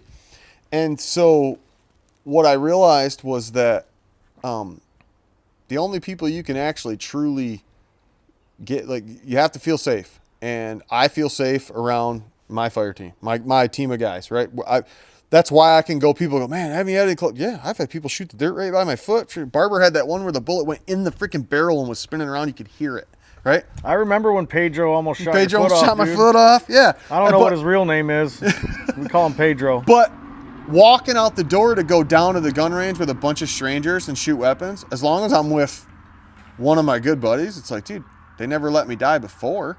They ain't gonna let it happen again. Yeah, hopefully. Yeah, we're still good to go, right? So you like just that feeling of invincibility where you're like, got it, no problem, right? And what people don't understand is that type of secure feeling, even in an insecure environment, I can tell you guys anything that's on my mind, no matter how jacked up, I could tell you guys, right? And you'd be like, that's screwed up, dude. I wouldn't mention that to a lot of people, but hey, did you see the other? And we just go off on. We just go on. Like there's no judgment. Some people have friends that like will have a booger on their face and they won't tell them. Yeah. You know, like if I had a booger on my face, he might not tell me for a minute just because it's super funny. Right. But when it gets serious, he'll be like, dude, hey, you got a boogie, dude. Hanging there. Yeah. You should So I probably appreciate that. Yeah. And so it's like being able to be that.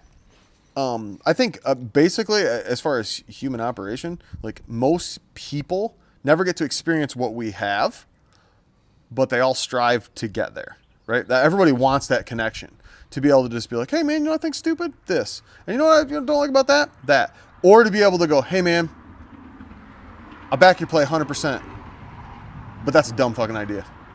And here's why. Yeah. Make sure you think about your family, make sure you think about this, make sure you do that. All right, you need me to get a shovel or what? Like, where we got to be. Yeah. And I'll help you. Just as long as you've thought those things through. And you might have to get that, like, hey man, you're not doing good things right now. Hey, your kids need to, like, there were times where I wasn't the best version of a father. And it was you guys that were like, hey man, time to fucking pick it up a little bit. Okay. Yep. And sometimes you don't even have to say that. I think the biggest compliment I've ever heard from, especially from my children, was when they told us in Kentucky, man, the uncles you picked for us are way better than than any other uncle. Dude, I almost lost it. I was like, dude, I have never felt so full in all my life with the circle of people that I have. That's awesome. To realize that my children look at these men that were essentially strangers to them, right? Because they're strangers to me when I met them, but they've been introduced through our traumas, which bonded us, right? Have got to a spot where they're like, dude, I would call my Uncle Joe to help me in a heartbeat. Yeah, and you should. And right? She also wants to paint a wiener on my casket when I die. She said that. And to be able to give them that, so like when I looked at that, right, super funny moment for all of us. Like, we were like, oh my God, that was awesome, right? And then now when I look at it from the base level, it's like she felt so safe, so comfortable in the group and included, that she would say something that inappropriate, dude, for a 12-year-old girl to be like, hey, when you die, Joe, can I paint a dick inside of your casket? I'm calling dibs. I'm calling dibs. Like, oh my God. Yeah, I can't say no to that. Yeah, you can't. Yeah. And then on the way home to be like, I'm going to put it right over his face so he can look at it for all eternity. And you're like, oh my God, you're a savage. And I love you. Right? So, yeah, man, how do I keep us all together? That's just, it's like a driving force. So now we're talking about the business end. So tell us what First to Fight Tactical Solutions is, and tell us what you offer to everybody. All right, so it kind of turned or started out as I'm going to teach people. I had people at work that were like, hey, can you show me how to shoot a pistol? No problem. So we started out with just doing instruction, and we still do instruction, lots of it, which is based off a lot of our military teachings and our experiences. That got into like, well, how can I service firearms? Okay, got to have an FFL. Okay, no problem. So I went to gunsmithing school, got an FFL. Then it was like, well, if I got an FFL, I might as well have, people would complain about how they didn't have bullets. That's why they couldn't come train. That was their excuse. I don't like excuses. Fine, I'll fix the excuse. Bullets. I'll build the bullets. Now you got no excuse not to come train with me, right? And so we got into that. Then it became, well, how can I build rifles better? And how can we, well, now we got this license. Why don't we why aren't we selling machine guns and suppressors and all that stuff? So, okay, next thing. And it became, I hate being told you can't do this, or it's too hard, or, well, the reason we won't is because of this. Well, okay, all I see is just one more thing I got to jump over, right? So long story short, in 17-ish years now, we teach all kinds of classes. We load 40 different kinds of ammunition. We build rifles. We sell suppressors. We deal with machine guns. We deal with medical training. Kevin and I went and got our ICs so we could actually teach state level freaking research stuff for medical licensing. We just do everything. Risk assessments. We did the security assessment stuff. We did the active shooter trainings for CATA. Like, we just, if it could be done, yes, no problem. We're your guy, right? And so it became anything and everything. If it was an obstacle or an opportunity, seized it, right? And a lot of people tell you a business model, hey man, find the niche things you're really good at. Stay with the niche things you're good at. Well, I don't think we're not good at anything that we do. I just think we got a lot of freaking irons in the fire. I'll give you that. But, the great part about First to Fight is what it brought everybody together, and our joy, all of us that are here, embody the culture that we put forth. That whole honor, courage, commitment stuff, it fell right into here. The 14 leadership traits, they're on us. Can you recite them all? Judgment, justice, dependability, integrity, decisiveness, tact, integrity. Anyway, but those things have made it a one-stop shop. I love doing custom rifle loads for guys. I like setting it up. I joke because our bullet has killed more animals I'll never get a chance to hunt. And just the people that are so happy. Our long distance shooting course, we do it twice a summer. I have had clients that have gone all over Alaska, Montana, Idaho, Colorado, New Mexico, and shot some of the coolest animals at distances that they never would have tried. When do you usually do the long range courses? I typically do one in June and then one in August, September. Still got time to sign up. Got time. Yep. Got her opened up. We're ready to go. It's also one of the most interactive classes, I think, because when they sign up for that one, they spend, most classes, you show up, hey, we're there from 7 to 5:30, whatever, 6 o'clock, something. And you go your way and we go our way. Long range, you show up on Friday at 3:30, 4 o'clock, and you are with us the whole weekend. So if it's 9:30 at night, Saturday night, and we're eating chow, and you're like, hey, I've been thinking about something you said this morning at 10, and it's kind of clicked in my brain now that I've had a chance to process. What did you mean by this? We're there for you. We're already there to tell you that. And that comes from our military mindset, right? Hey, how do I make each person around me better? Yep. Right? And so you're only strong as your weakest link. Only strong as my weakest link. So the more time, if it takes more time, it takes more time. I will teach you whatever I can teach you.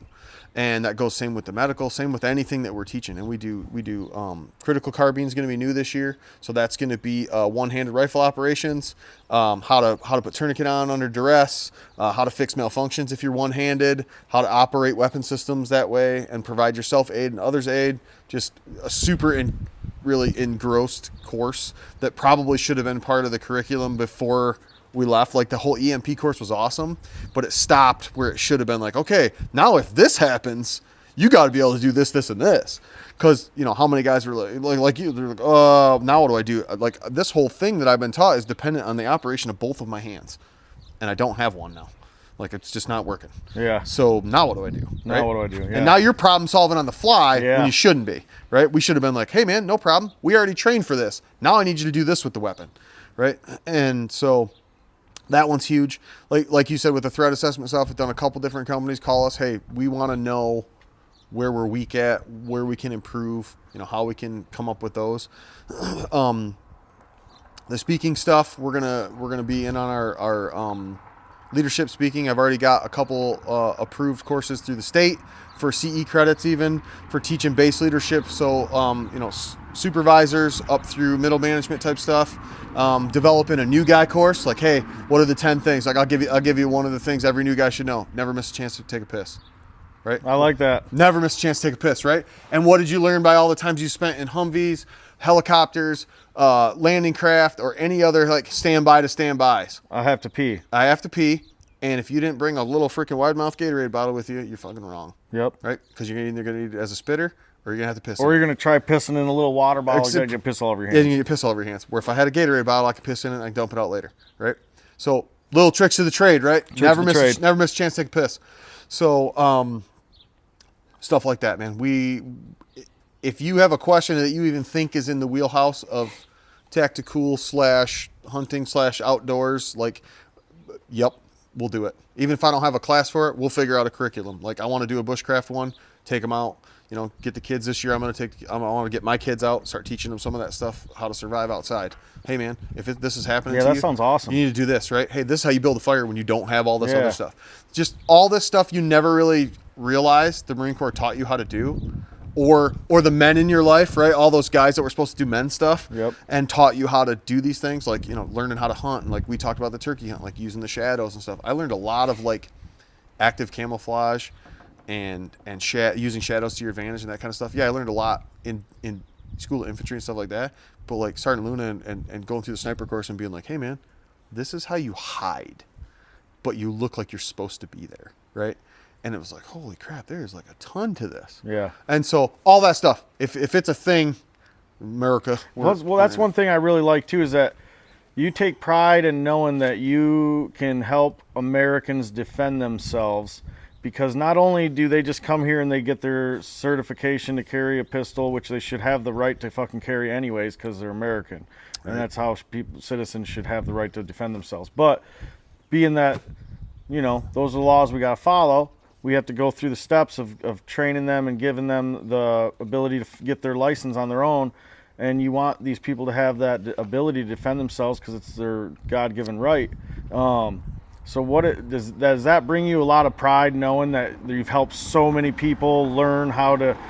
I mean, I remember coming to classes, and there's like old ladies that have never shot a gun in their entire life. Remember that one old lady bust out this old like rusty revolver? It was her husband's. Like, I'm gonna shoot this today. No, you're not. Like, damn, Dirty Harry. Yeah, right. I take a lot of pride in it because, as you know, and you're a huge proponent, just like all the rest of the guys, right? Not only are we teaching you about how to do this thing, but we're also giving you that American education, right? Hey, like I ask in every CPL class, have any of you ever actually read the Constitution of the United States of America? Because you should. I mean, I don't know by heart, but I've read it, right? And I know, like, in the Bill of Rights, like, you know, to sit there and ask, you know, even my kids be like, what's the Bill of Rights? Some stuff that, you know, people say, like, it's our rights. I'm like, yeah, but what are they? You know? And so you've heard us all the time. It's like, oh yeah, well, what's this? You know, what's this? What's that? Like, have you guys ever look at this? You know, hey, know your First Amendment rights, know your Fifth Amendment rights, know that when those stuff all comes into play, like you said, the law of the land is that we have to be licensed to carry a pistol, concealed, right? We don't right now. We have no way to get around that, right? Which means when you find yourself in a spot potentially where it's a little sticky, you got to know that, hey, I can invoke my rights, and I don't have to talk to you. I can get a lawyer. I can do these things. Like, so, yeah. I love telling all the pro-America stories, you know, just like what you've been doing here is, dude, super awesome. Talking to a bunch of guys that, you know, have a story that may otherwise never be known. which is always a great fear, right? That your story won't ever your be story heard. Nobody's ever going to know it. And the best part about the internet and everything you're doing, right? It'll be out there forever. Like long after you and I are gone, everything that you do, it'll be there. As long as the grid's in the system, right? We can find it. What are some things you do to tailor your training for civilians compared to law enforcement and military? All right, so it's an active deal. I used to do a lot more like, the curriculum's the curriculum, we're running it. And I started realizing that that's not necessarily the case, right? Some guys are going to have a little more base knowledge than others. So we do have to sit by. I like to take now a lot more time to do a pre-interview almost with people. So especially the long range class, I like to talk to every one of my students before they come. What rifle are you bringing? What's your goal? What do you want to see accomplished from this? What do you want to be able to leave knowing how to do? So I already know where the curriculum is and I got a general idea where I can get you, no problem. I want to know if I'm going to be able to meet your needs or not. Because I think that all of us, right, work really, really hard. And it sucks to hear people be like, oh yeah, well I can get this training for $80 somewhere else. I'm like, yeah, but even if it's $80 and it sucks, you wasted $80. Right? So especially long range, just sit there and be like, oh, okay, well, you're going to spend $975. I want to make sure that we're going to talk and you're going to know everything that I promise you I'm going to give you. And if I don't deliver on that, you can take that up with me and we'll make sure that we make it right. But I want to make sure that if you tell me, oh yeah, I want to do this and I want to do it with an old freaking rusty Mosin Nagant and blah, blah, blah, I'm going to be like, hey, this probably isn't your deal, right? I want to save you the money. There's no sense in wasting, capital on something that's not going to get you where you want to be. Yep.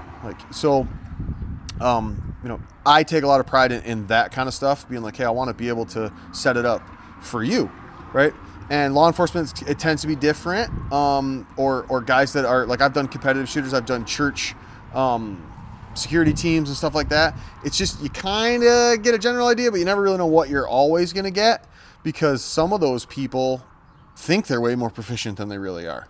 And I've had that guy. We had a guy literally argue with us in an attack pistol class, and he's like, well, I shoot 20,000 rounds a month. And I finally just kind of had my patience with him, and I was like, and you've done it wrong 20,000 times a month. Right? That's like when someone's doing something I've been doing this for 20 years, and it's like, well, doesn't mean you're doing it right. Doesn't mean you're doing it right, dude. Or maybe it was right 20 years ago, but check out what we have now. Here's our options now. Here's our advancements in technology. You're still using a rotary phone, bro? Right. And you heard it today. Oh yeah, I'm just going to use my belt as a tourniquet. It will not work. I mean, I shouldn't say it will not work. It will. There is no possible way you can convince me that a cat tourniquet versus a belt, that the belt's going to do the same job. Yeah. Because it won't. Yep, I get what you're saying. It just will not. Yeah, it's like using a flathead screwdriver instead of a drywall knife. Right. You're like, hey, can you do it? I mean, you probably could if you wanted to, but hey, man, we've come a long way. So why don't you embrace some of the teaching? We constantly are going to school all the time. And, stuff that you've learned, all this, editing, I was asking today, how do you edit? How do you do this? How are you figuring this stuff out? I'm generally interested because I don't know, right? And the painting stuff, I've learned a ton of stuff from you on airbrushing. Because hey, refinishing a one color gun is not really that hard for me. I can do that, right? But being able to go, okay, well, you need this, and this is if you want to shade this, and learning how to put the layers, how to do that, and hey, you got to start with this color, and then you got to do this, and this is how you make it. I remember how proud of myself I was when I figured out how to make clouds with torn paper towel, and I was like, Joe, I did it, And you were like, yeah, idiot, that's really not that hard, but good for you, man. I'm proud of my little guy. Torn paper towel does make good. It does make a good cloud, right? And so, just that support stuff. So I really do like being able to tailor stuff. We've done everything from custom foam inserts, like that gun we did for the Travis Mills thing was a one-off, man. Is there anywhere people can see that? Yeah, so the pictures are on the website on ftfts.com. You can see a lot of our gallery stuff. Follow us on Facebook. We have an Instagram too. I'm a little more lax on my Instagram. I need to get a little bit better with that one, but I try to upload pictures of everything that we're doing. So you'll see, lots of ammo. The guns that I'm fixing and working on, you'll have some here as I start to work through those. I got 30 some that went through a fire.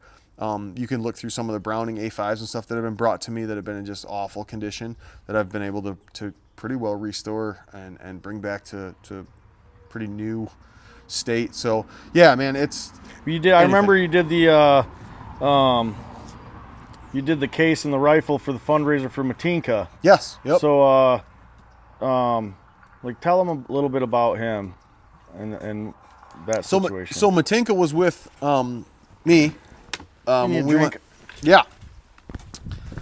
You need one of those sweet Jocko drinks? I might have one of them sitting here already, but I mean, whatever you're buying, I'm in. Oh, I'll put the old sweatshirt on, a little first to fight swag.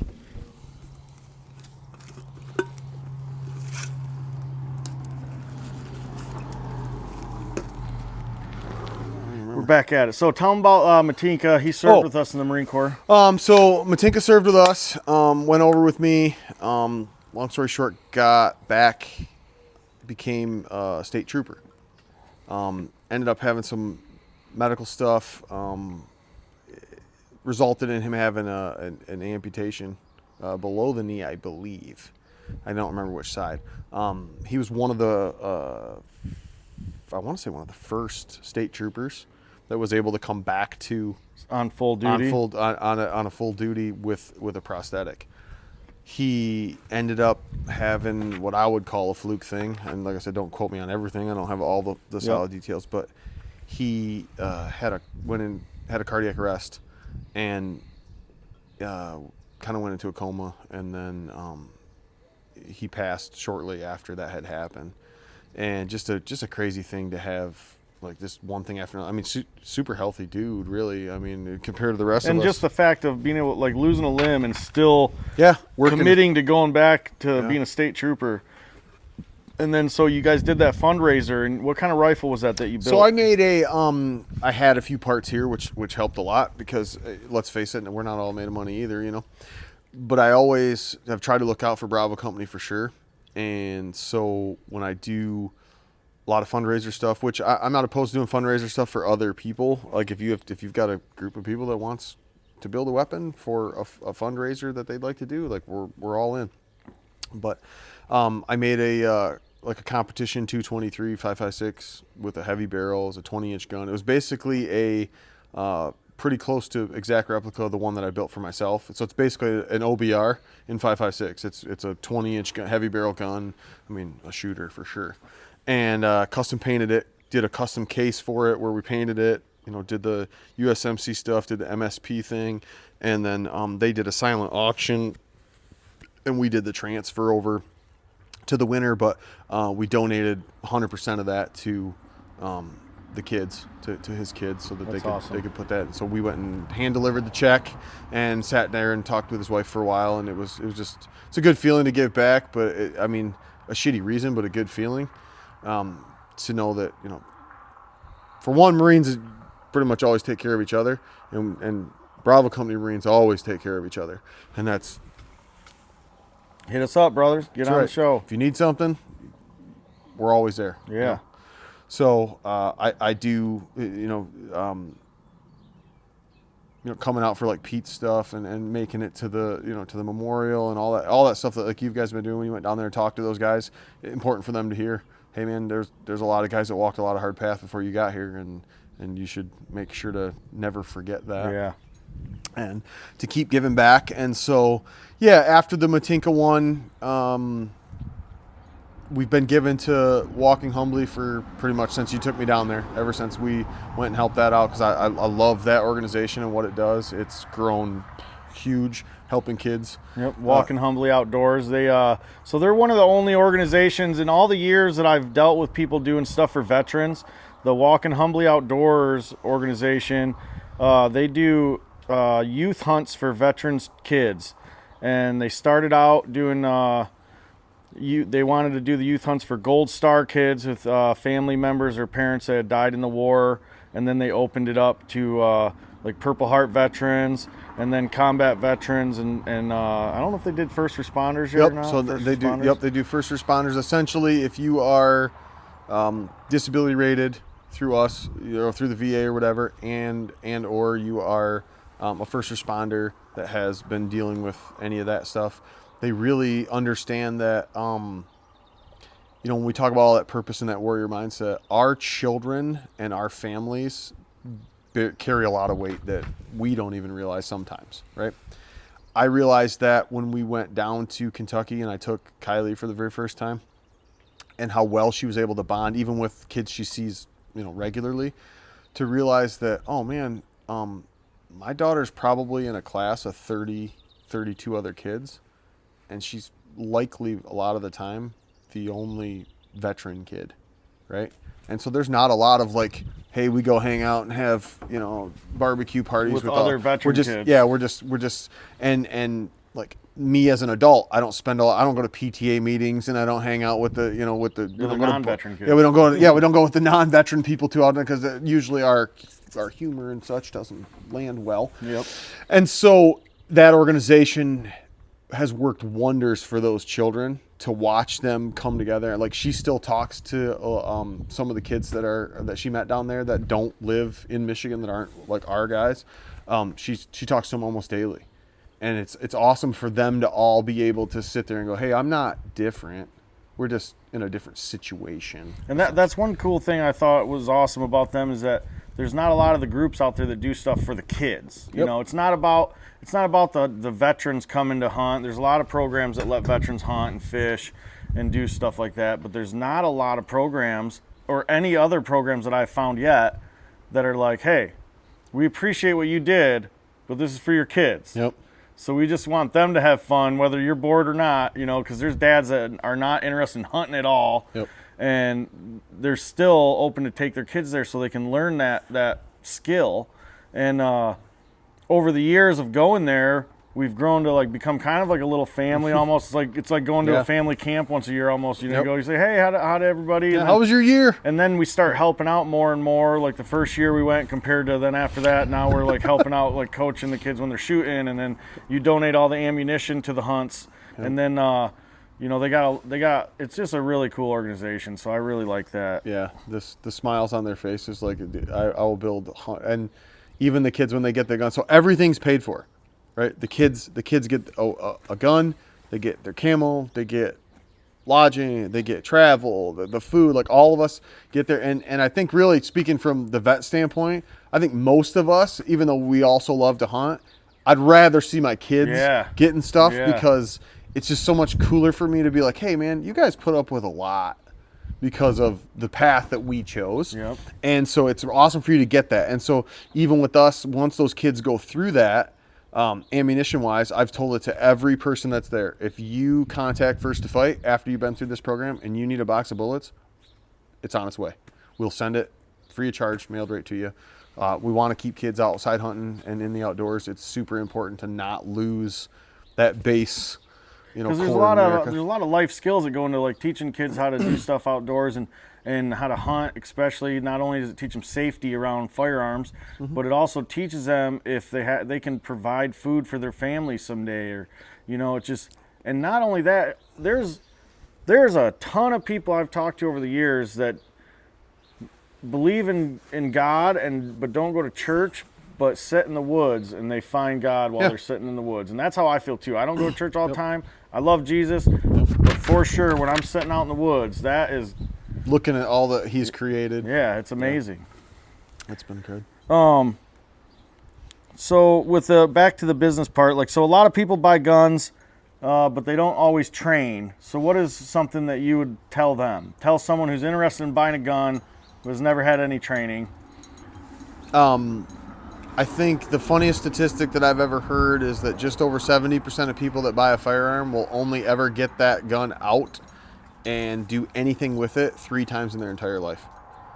To me, that's crazy. That's crazy, because I got guns in my hand all the time, right?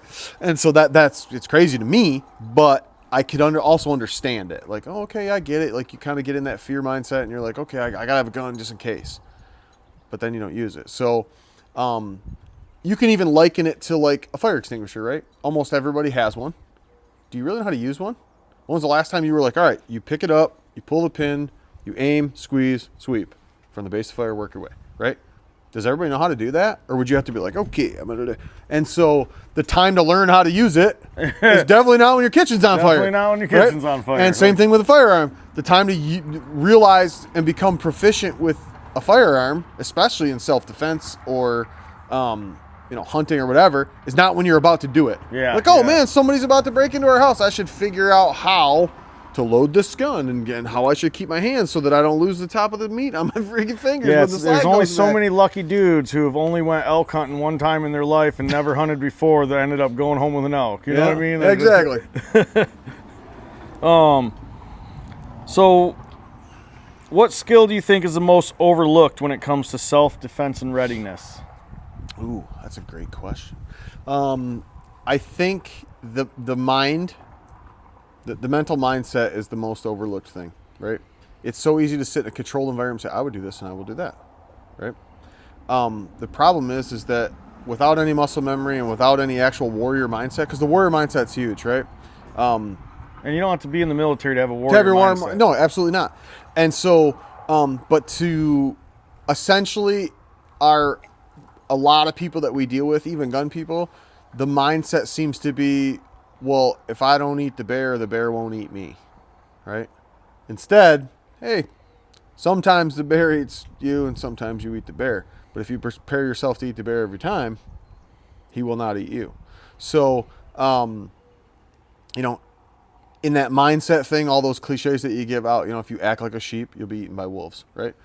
The biggest thing that you can do, I think, proficiency-wise, other than to actually train and become proficient with whatever your weapon of choice is to put yourself in the correct mindset. Because if your mindset isn't, all right, I chose a firearm to defend myself, or it's part of my plan, right? Because most people will do that, take the class from us, they'll get everything. I've had people come here, do the class, spend $800-900 on a pistol, a holster, all this stuff, and if you ask them when you run into them, almost all of them don't even carry a gun. They don't take it with them anywhere. Well, what was the point of doing it? If you're not going to carry it around, why? Yeah. And so you might even be able to ask the same question. Well, why have a fire extinguisher if you don't even know how to use it? Like, what's the point? That's why you got a fire department, right? Yeah, that's why you got a fire department. That's why we got cops. That's why we got cops. Yeah. We don't need guns. Don't need guns. We got cops. No, it's because they're too heavy to carry. Someone breaks into the house, like, hold on, wait, 20 minutes. Yep, they'll be here anytime. And so, mindset, huge. Mindset. So I know we talked about it a little bit, but what does First to Fight mean to you beyond just the business name? Oh, it's definitely it's pretty much a way of life anymore. I get up, when I close my eyes, something about the business is what I'm thinking about. When I wake up, it's the first thing on my mind. Okay, what's due today? What has to get done right now? Who's asking about this? Did I answer this email? And all that centered around how do I keep the boys with me? Yeah. Because I want all of you guys. I've sat there and we've had years where, let's face it, man, we didn't make any money, and we were lucky if we broke even, right? But I'm sitting there still got to grind because I want the word, for one, the mindset of the warrior. I mean, not just the selfishness of having us together, but having, that being able to pass that out to the masses. Yep. And say, hey, man, yep, we're Marines, but everyone has a little bit of warrior in them. Some of us just decided to let it loose for a little while, and we're just trying to get you to harness it and understand that Everybody except for those liberals. Yeah, except for the liberal ones. But it's he'll still take your money too. I still it's a nonstop thing. I do believe that if you're in business for yourself and you don't eat, breathe, and sleep it. I don't know most of the guys any business that I know that's a self-employed successful business are the ones that eat, sleep, breathe it, man. And they really believe in it. That's a big part of it, is you see so many places and there's so many options of things you can go do. Pretty much, I can't think of really one product here that we stock or are readily available that one of us doesn't actually use, right? I don't tell you, oh yeah, you should get one of these because I bought them and there's a huge profit margin on them, so that's why you should buy one, right? Yeah. No, I'm going to tell you I use this. Here's why I use it, right? Well, that's like these hunting chairs right here. Yep. These super sweet chairs, we call them the hunting chairs because they're pretty comfy and they don't squeak like those rotating ones usually do. And they were in the Death Palace, and they come with and deer were shot from them this year. Yes, so you guys could also get super sweet comfy chairs like this also from First to Fight Tactical Solutions. Yep, we sell any plethora of thousands of sporting good type equipment, and we're loading by the thousands of the rounds every single day of every single week. So, Yeah, and this is our time of year when we do a lot of traveling. Like I like to go around and teach, and we'll go anywhere. I'll travel to teach even CPL. We'll go and do it. I know that I just was busting on liberals because they're liberals, but if any of you are actually watching this to this point still, good job. Good job. You've made it this far. I haven't offended you. Stand by. We'll get there. But I know for sure there's times where we've had classes with people that definitely don't see the same aspect of America as we do. The lens is different. The lens was different. And I feel like after the classes, though, with you, they did feel they might have went home and reverted back to their weird ways, but at the time it opened I've seen people where they were like hearing the stories from either D with some law enforcement stuff or us or talking or listening to the videos in class about 911 calls and stuff, and someone thinking, oh, I didn't really think it was going to go like that. Like maybe there is something to the Second Amendment right after all. Yeah. And they were there just because someone wanted them to go with them or something like that. Yeah. And so it's never too late to become full-blown American. That's right. So what's your go-to rifle setup? Ooh. So that's a tough one because I do believe in purpose-built weaponry a lot, right? So even if you go like on the AR platform, I got a 9mm AR and I got a truck gun. I got a 7.5-inch barreled AR pistol, and I've got a 16-inch carbine, and I got a 20-inch long gun, right? All in the AR platform. Each one has a purpose. If you told me, I'd say if you told me today, hey, America's been invaded, let's go with that scenario, right? Yep. And I can grab a primary and a secondary weapon. As much as it pains me to say 9mm pistol, I would, probably because the world's forces use it and I could get ammo. You can get ammo easier. Yep. And it's a little bit lighter. I can carry more stuff. But I'd have the 0308 and the Mark IV spot and scope, and I can do a lot of work with that weapon system. It just probably be that gun for sure, So along with that question then, like what would be your favorite piece of gear that most people overlook? Optics. Scopes are the biggest thing, right? Most people will go out and they have no problem spending, $6,000, $7,000, $8,000 on a rifle, and then they'll turn right around and just cheap right out on the glass, when it really should be flipped. You can buy a $500 rifle nowadays that shoots pretty darn well, and then go ahead and put like a $900 scope on that sucker and shoot really well. Like, so the biggest limitation to weapon systems in general, as far as long guns go especially, is optic. And that's even with the AR platforms and the quick acquisition stuff. You can buy a freaking wish.com reflex sight because it was $36 and you're like, oh, it works. Yeah, till it doesn't. It's huge and it looks cool. Yeah, till it doesn't. And I'm not saying everybody's got Trijicon ACOG money, but that's what I put on my rifle because I know it works. It's battle tested and it doesn't fail. So there are gamuts in between that. Aim points are good and they're not quite that expensive, but realizing that, hey, optics should be part of the budget when it comes to a weapon choice. Like, hey, do you say that the optics are actually just more important than the rifle then? I think in the purpose that most of them serve, because a lot of people are purchasing a weapon and then putting an optic on it because they want to get something out of it. I want to be more accurate. I want to be able to see further. I want to be able to engage further. I want to be able to, in low light, do this, that, or the other thing, right? And so, as much as painful as it can be, optic, rule of thumb, optics should cost minimum what the weapon system costs. Within reason, depending on where you're at, because you can go out and buy, I'm pretty cheap, he knows that. You can go out and buy an LWRC rifle and you don't necessarily need a $3,200 piece of glass on that gun, right? So you can turn around and say, all right, well, I'm going to spend $800 and have a really proficient piece of glass. And with your business too, you can custom build from the ground up exactly how someone would like their rifle, and then you would also give them suggestions if they're not very knowledgeable about it. Yep. And show them the different kinds of gear they have to choose from, right? Yep, we go right through it. I'll let you do optic systems if we got it here on hand. I had a customer down the other day. He was looking through different scopes because everybody runs something a little bit different, and I'm not going to tell you that there's not budget friendly options that are decent glass, because let's face it, sitting there saying like my 350 Legend I hunt deer with. Does it need a Mark IV Leupold? No, it doesn't, because the gun itself won't perform that distance. Yep. I have one on it because I have one, right?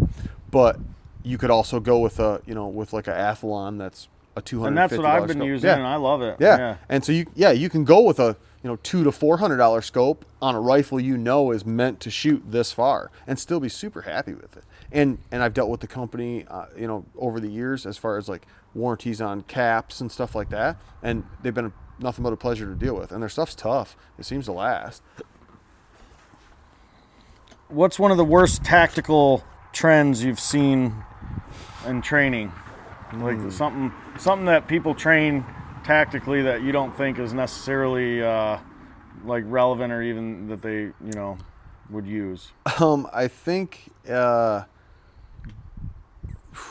gear wise, slings is always a huge debate.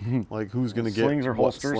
Slings and holsters are the big, like, oh, this is the end all be all. I do think that hand position on a weapon system has gone so crazy. Like when I started teaching you guys, it was kind of the first gen of, hey, feet shoulder width apart, toes heels aligned, crouch down, get an aggressive stance. Well, as it morphed, and I'm sure you saw it, like even from 2004, 4-5 up to like 8-9, it became a this that became a this that was like a holy shit, dude. Could you get any more like I'm gonna throw this thing out the window? Like you're not gonna be good with it, And so it's like to watch people get like this like bear stance. I'm like that's tactically, I don't know how you even do that, right? So I think that everyone's got a thought process, play on it, whatever, and everybody's got an argument and counter argument. It was kind of like the conversation we had this morning about like the dishes thing, right? Yeah. Is this wrong? Not any more wrong as this, right? What works best for them? What works for you? And that's what I think as a company, as a whole, we're able to look at people and go, well, if this is comfortable for you and you're highly proficient with it, why wouldn't you do it?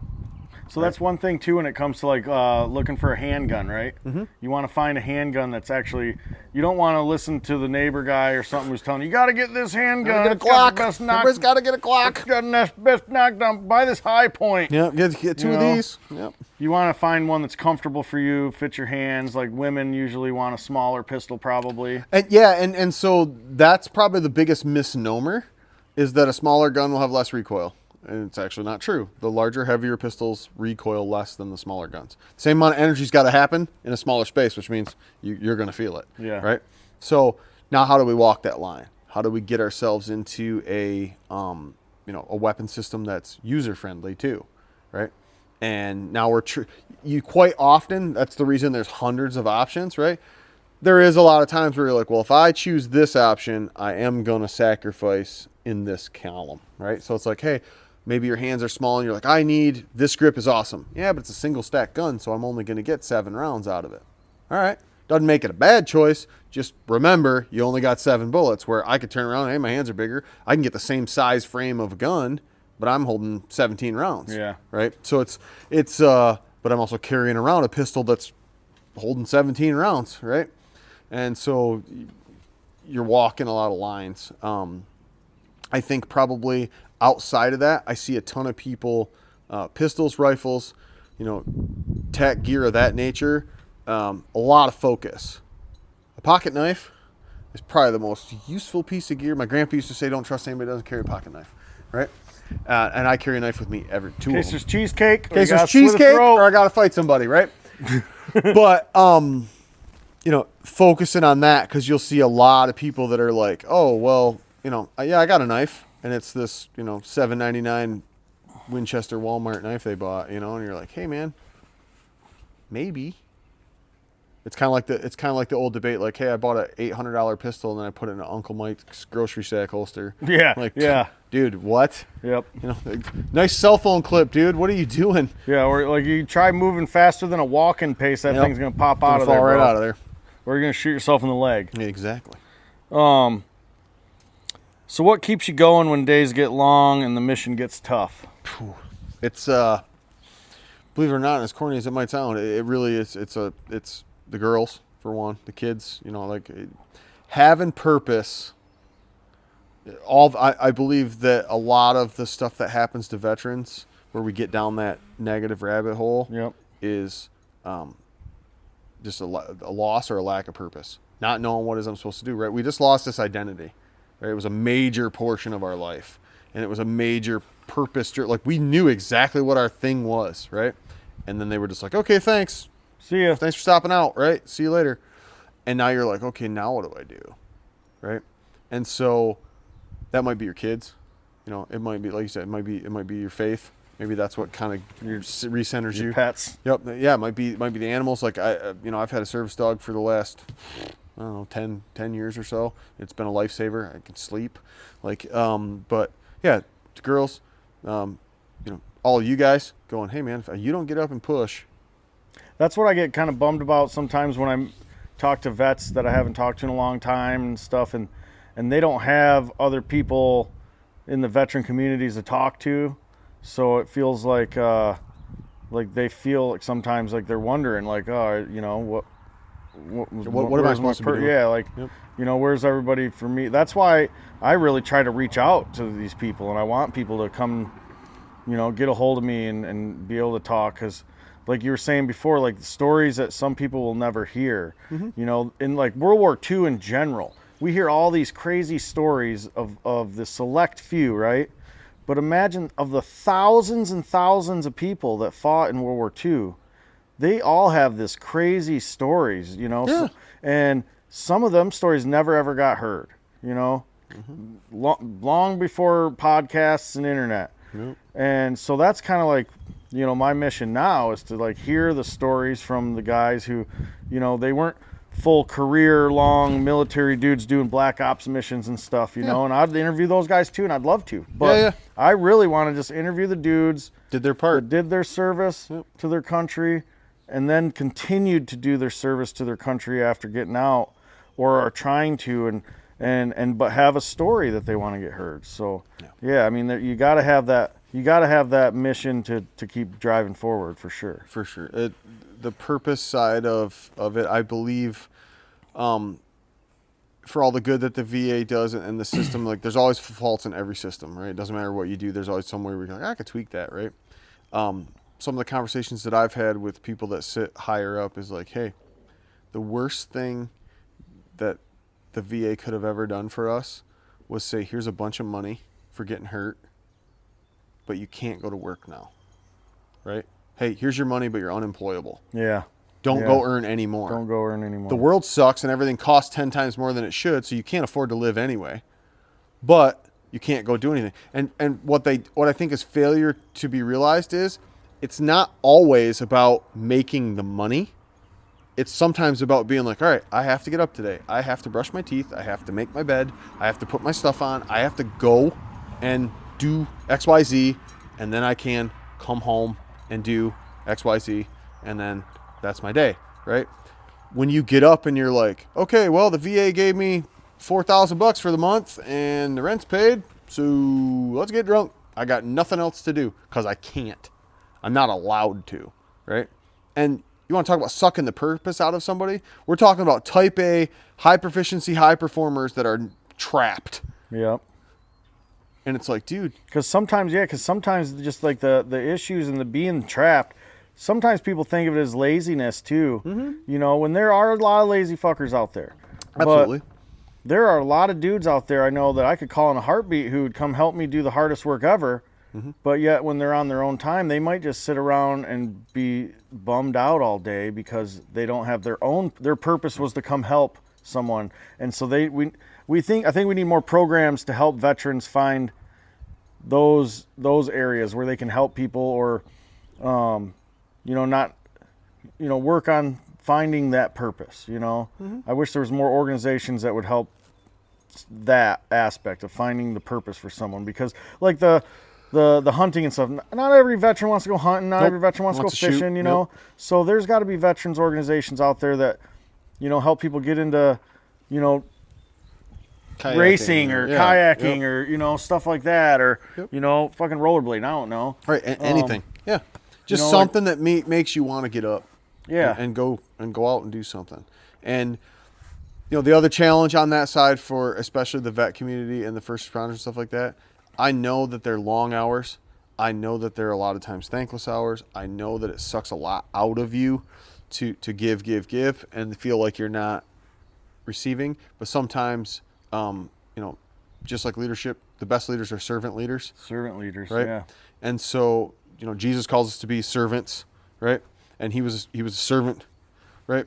And so he was a servant to us, right? And that's what makes him great. And so we should, doing the same thing brings purpose, fulfillment, right? You might not actually get any tangible thing out of it, but hey, you know what? Go volunteer at the VA. You can actually go volunteer at the VA. And it might surprise people. They might be like, holy shit, I really like this. Yep. And, there's tons of youth stuff.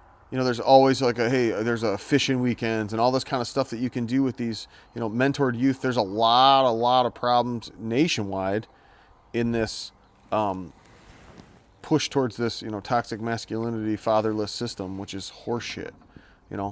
The world needs both men and women, but, children need a father to raise them. It's statistically proven that children that are raised by both a mother and father or in a father-only home are less likely to be incarcerated than those raised in a mother-only home.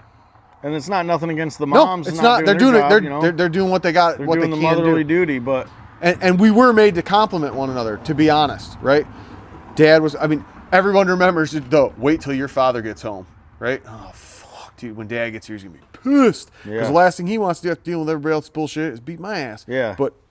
He will. Unfortunately, there's a lot of people that are out. Like, wait till your father gets home. 30 years later, kids just like, yeah, fuck. Still waiting. Dad never showed up. Dad never came back. Yep. And so, and it is that not that mothers can't be harsh, or deliver discipline, but the way that it's wired, they're supposed to deliver it in a different way. Yeah, like a kid skins the knee. The mom is supposed to, coddle somewhat and check on him or whatever, just to, but the dad is going to be like, get up. Get up. Yep. Even though you want to hug him and you want to be like, oh man, your knee, oh, you all right, buddy? But you got to be like, get up, dude. Well, life sucks sometimes. It does. It's going to knock you down 100 times, and it's sometimes just given that stuff. It takes a village. We said that how many times when we were down in Kentucky, and Micah agrees. Yeah, man, these men are giving themselves to these kids, saying, hey, you need to learn this lesson and learn it right now. And that time that we were in the Skin and Shack, and Josh and I were there, and he said, well, I'm just here I'm just here to kill. I'm the hired gun. Oh, the kid the one kid. He's like, I'm just. They just brought me in to to shoot deer, right? And it stopped us both. And it does take somebody to sit there and say, because if that's the mindset, we need to stop it right now, right? What you need to hear from typically in that particular situation, I do believe from a male role model, and no better system than a whole bunch of military guys. Essentially the old line, what do you know about killing? What do you honestly know about death? Nothing. You're a freaking 10-year-old kid, right? And so if you're man enough, or you feel you're at that level of adulting, grab a knife. Get a knife. Come finish this thing that you started. Give honor and respect to the animal. Yeah. And that's going to turn around. Being coachable kids become employable adults. And it does take a system. So people think like hunting and killing animals, like some people, oh my God, it's disgusting, blah blah. But it's like, I don't know many people that show more respect for something they've killed than hunters. Yep. When they have a whole wall, and it's not just trophies. It's not when people have like, you got your mounted ducks hanging from the ceiling that Josh did, and they're awesome, and the deer and the turkeys, and it's not just about a trophy, like, oh yeah, I killed that. It's about the experience. It's about the time you spent in the nature with God. It's about the beautiful animal. Mm-hmm. You want that baby mounted on the wall so you can be like providing for my family. Because one day I ate it. I'm still looking at it because it's pretty. And one day my legs aren't going to carry me up a mountain anymore. And I'm going to have to sit in my recliner in my living room and go, man, that day was freaking sweet. Yeah. And hopefully I'll be able to remember all that stuff, But passing that stuff forward. We're a hunting animal. That's what we're supposed to do. That's just how we were made, right? To be a hunter-gatherer. I think there's, in my humble opinion, I have less respect for those that tell me I shouldn't kill animals that do still eat animals. But essentially, all you've done is pay another man to do your killing. Yeah, in a more meaningful way. Yep, in a way more savage system, right? And I don't mind. Like, I understand we have to kill cows. We have to kill chickens. If you raise the chicken and you feed the chicken and you kill the chicken and eat it, compared to if you go to a store and buy a chicken that was shipped down a conveyor belt and raised in a cage and killed by the thousands, you know, it's like, yeah, you're eating chicken. Sweet. I raised this chicken. Right. And with the intent that I know it was going to get killed, just like they're raising it. But to turn the blind eye, this is the nationwide thing, right? Everyone can sit there and armchair quarterback everything, but it seems to me that the large scale of it is they still want all the savagery. They just don't want to accept it's happening. They'd much rather pay someone else to do it. Yeah. Right? Everybody knows that they want a free, stable, safe America, but not all of them want to pick up a rifle and go make that happen. Right? That's why it's a 3%er, right? Yep. And a less than 1%er is an infantryman, and a 0.01%er is a combat infantryman, right? It don't happen, right? 0.001% are infantry Marines? Dude, it's pretty low percentage. But everybody knows we got to have them. Yeah. Right? And we applaud the fact that there are men that will still do it. America. And so, that I think as a huge thing, like, you know, to be able to sit there and be like, well, you know, I don't believe in this, that, or the other thing. Well, you don't have to believe in it, because I know you still understand it's a necessary, accepted evil in society, right? We have to eat. Yep. Okay. And so, even if you're like, well, I'm just going to be a vegetarian. Well, if you're growing food that other animals eat, and then at the end of the season you whop it off so you can eat it, well, you're starving them. Right? They're going to have to go out and find a different way to eat. So all you did, you know, you didn't do anything, you did any giant favors other than you didn't eat them. Yeah. Right? They're going to get ate somehow. Something's going to eat them. Hawk's going to eat them. Freaking something's going to eat them. Right. And that's, when you look at animals in general, you know, the savagery that is all animals, we're just another animal. And so, you know, to sit there and think, well, you know, shooting, you know, coyotes is crazy. Like, how could you shoot a dog? But, dude, it's just out there trying to kill livestock. It's just out there trying to kill, you know, small deer. It's just out there trying to be a coyote. Yeah. And I'm just out here trying to be a man, right? And so, yeah, this the way of the world. Like I said, my respect drops a lot for a person that tells you that you shouldn't hunt or kill or gather, still eats meat from the store. All you've done is you've hired someone else to do your killing for you. Yeah. Okay, that's fine. That's like the shitty wife who hired someone to kill her husband or something. Right. But, you know, like, I have more respect for those that are like, oh, I just don't like to hunt. Mm-hmm. But you're not telling me not to hunt, because you still eat chicken and meat. Some people don't want to sit out in the just don't want to do it. Man. Like, I get it. Or you can honestly tell me, I don't want to kill it. I want to eat it, but I don't want to kill it. Okay, that's fine. And that's why there's people that have jobs that's what they do, is they slaughter pigs and chickens and beef, and that's just what they do. And so at least you have the fortitude to go, I'm not the trigger puller. I'm not the killer, but I know we need them. But I think that's going to be delicious. Yep, but I know, but I love barbecue chicken. Yeah. So get the conveyor belt spun up. So what's one thing you want people to walk away with after working with and learning from you? I think a appreciation for the complexity of the mind and the need for savagery at times, right? Far more respectable is a man who is capable of great violence but has it under control. Yeah. Right. Yeah, I like that saying, and for sure. So here's the craziest observation, probably one of the craziest observations I've made, you know, as I've gotten older. I have watched through parties, like, you know, we go to your house, September 11th. We'd go to, you know, go up to Ewalt's and hang out. We go when Jeremy's birthday party and stuff. Sitting in this circle, or even down in Kentucky, right? Sitting in this circle are probably half a dozen of the most violent men I know on the planet Earth. right, that I have personal experience with on the planet, are capable of great violence, and I've seen them do it, right? Yet when they're around small children or each other's kids or, women in general or, stuff like that, some of the most kind-hearted gentlemen that you've ever met. And then it's so funny to sit there and think, oh, you know what? Watch one of them, holding, a 2-3-year-old kid or whatever, or like the time when, Beezer came up when she was, 5 years old, 6 years old, whatever. And she's like, hey, Uncle Joe, did you get shot? Yeah. Oh, and yeah. you sat there and you're like, oh yeah. And check this out. You're like, and I'm sitting there thinking, man, this guy, has been a part of great violence in his lifetime and seen some crazy shit, not just militarily, but otherwise, right? Just a lot of life, right?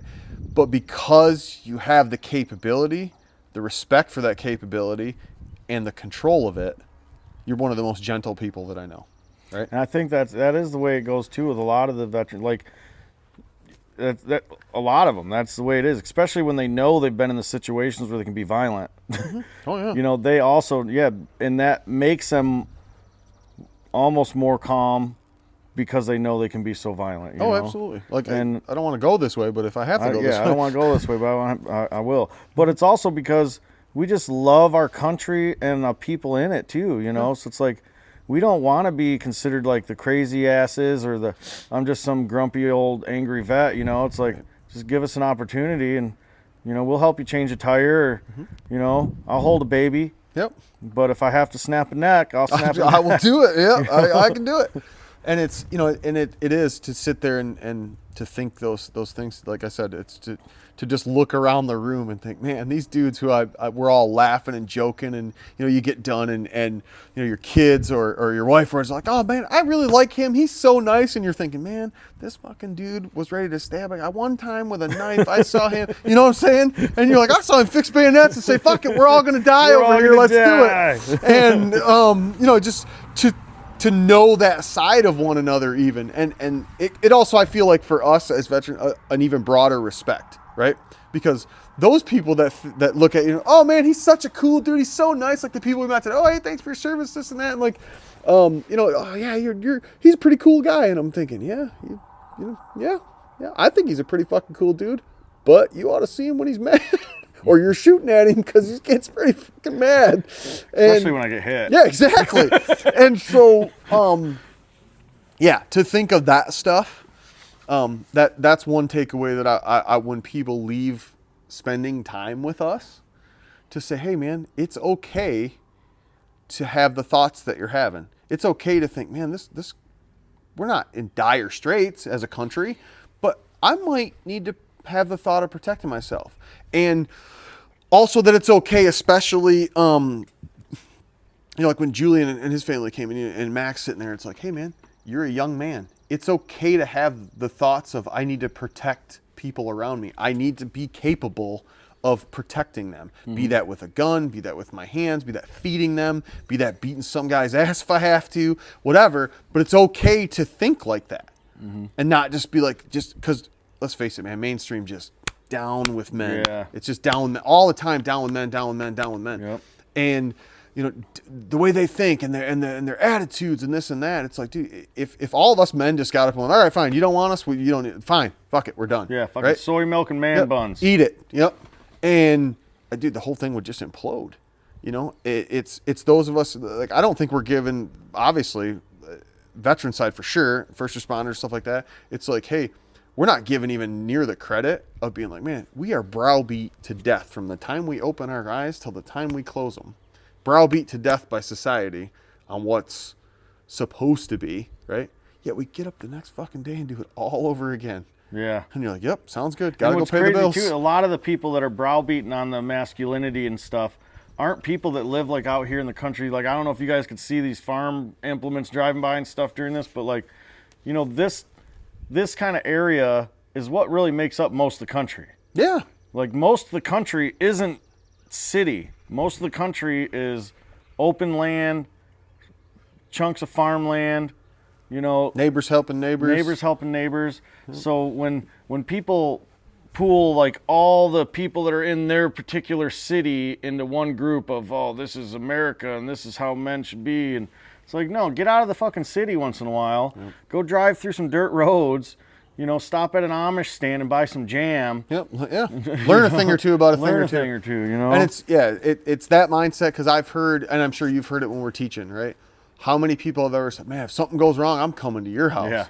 Fuck you, man. You are perfectly capable of defending yourself, of surviving, right? Hunger is a powerful motivator. So I'm not saying you got to go out and get a Thompson submachine gun. Would it be cool? Definitely cool. And you know, buy all these weapons and do all this stuff. You want to get some chickens and freaking raise your own eggs? Okay, you're at least sufficient in one category. You know, you want to learn to grow a garden. You want to learn to can. You want to learn to do this. You want to, you know, learn how to fix your own car. You want to, like, there's always stuff that's limited only by your want. Mm-hmm. And so to sit there and, like, I think that's probably actually the most demoralizing part of a class, is when we get to that point where we're like, it's usually about midway through, when they're like, man, if something goes wrong, I'm coming here. Then I failed. I failed at teaching you. I failed at preparing you. I failed the job you hired me to do, because your only thing you've heard is, I just got to find somebody like that guy, and then just go to that guy. Yeah. Right? You don't want them to think that. That's not my job here. My job here is to make it so that you can take the springboard, the small step to go to self-sufficiency. Okay, it's okay. And especially the tons and tons of young men that come through a lot of our classes that have been told by society and by teachers in the schools and stuff like that, yeah, okay, you're a boy or you're a young man. It's not okay. It's not okay. It's not okay.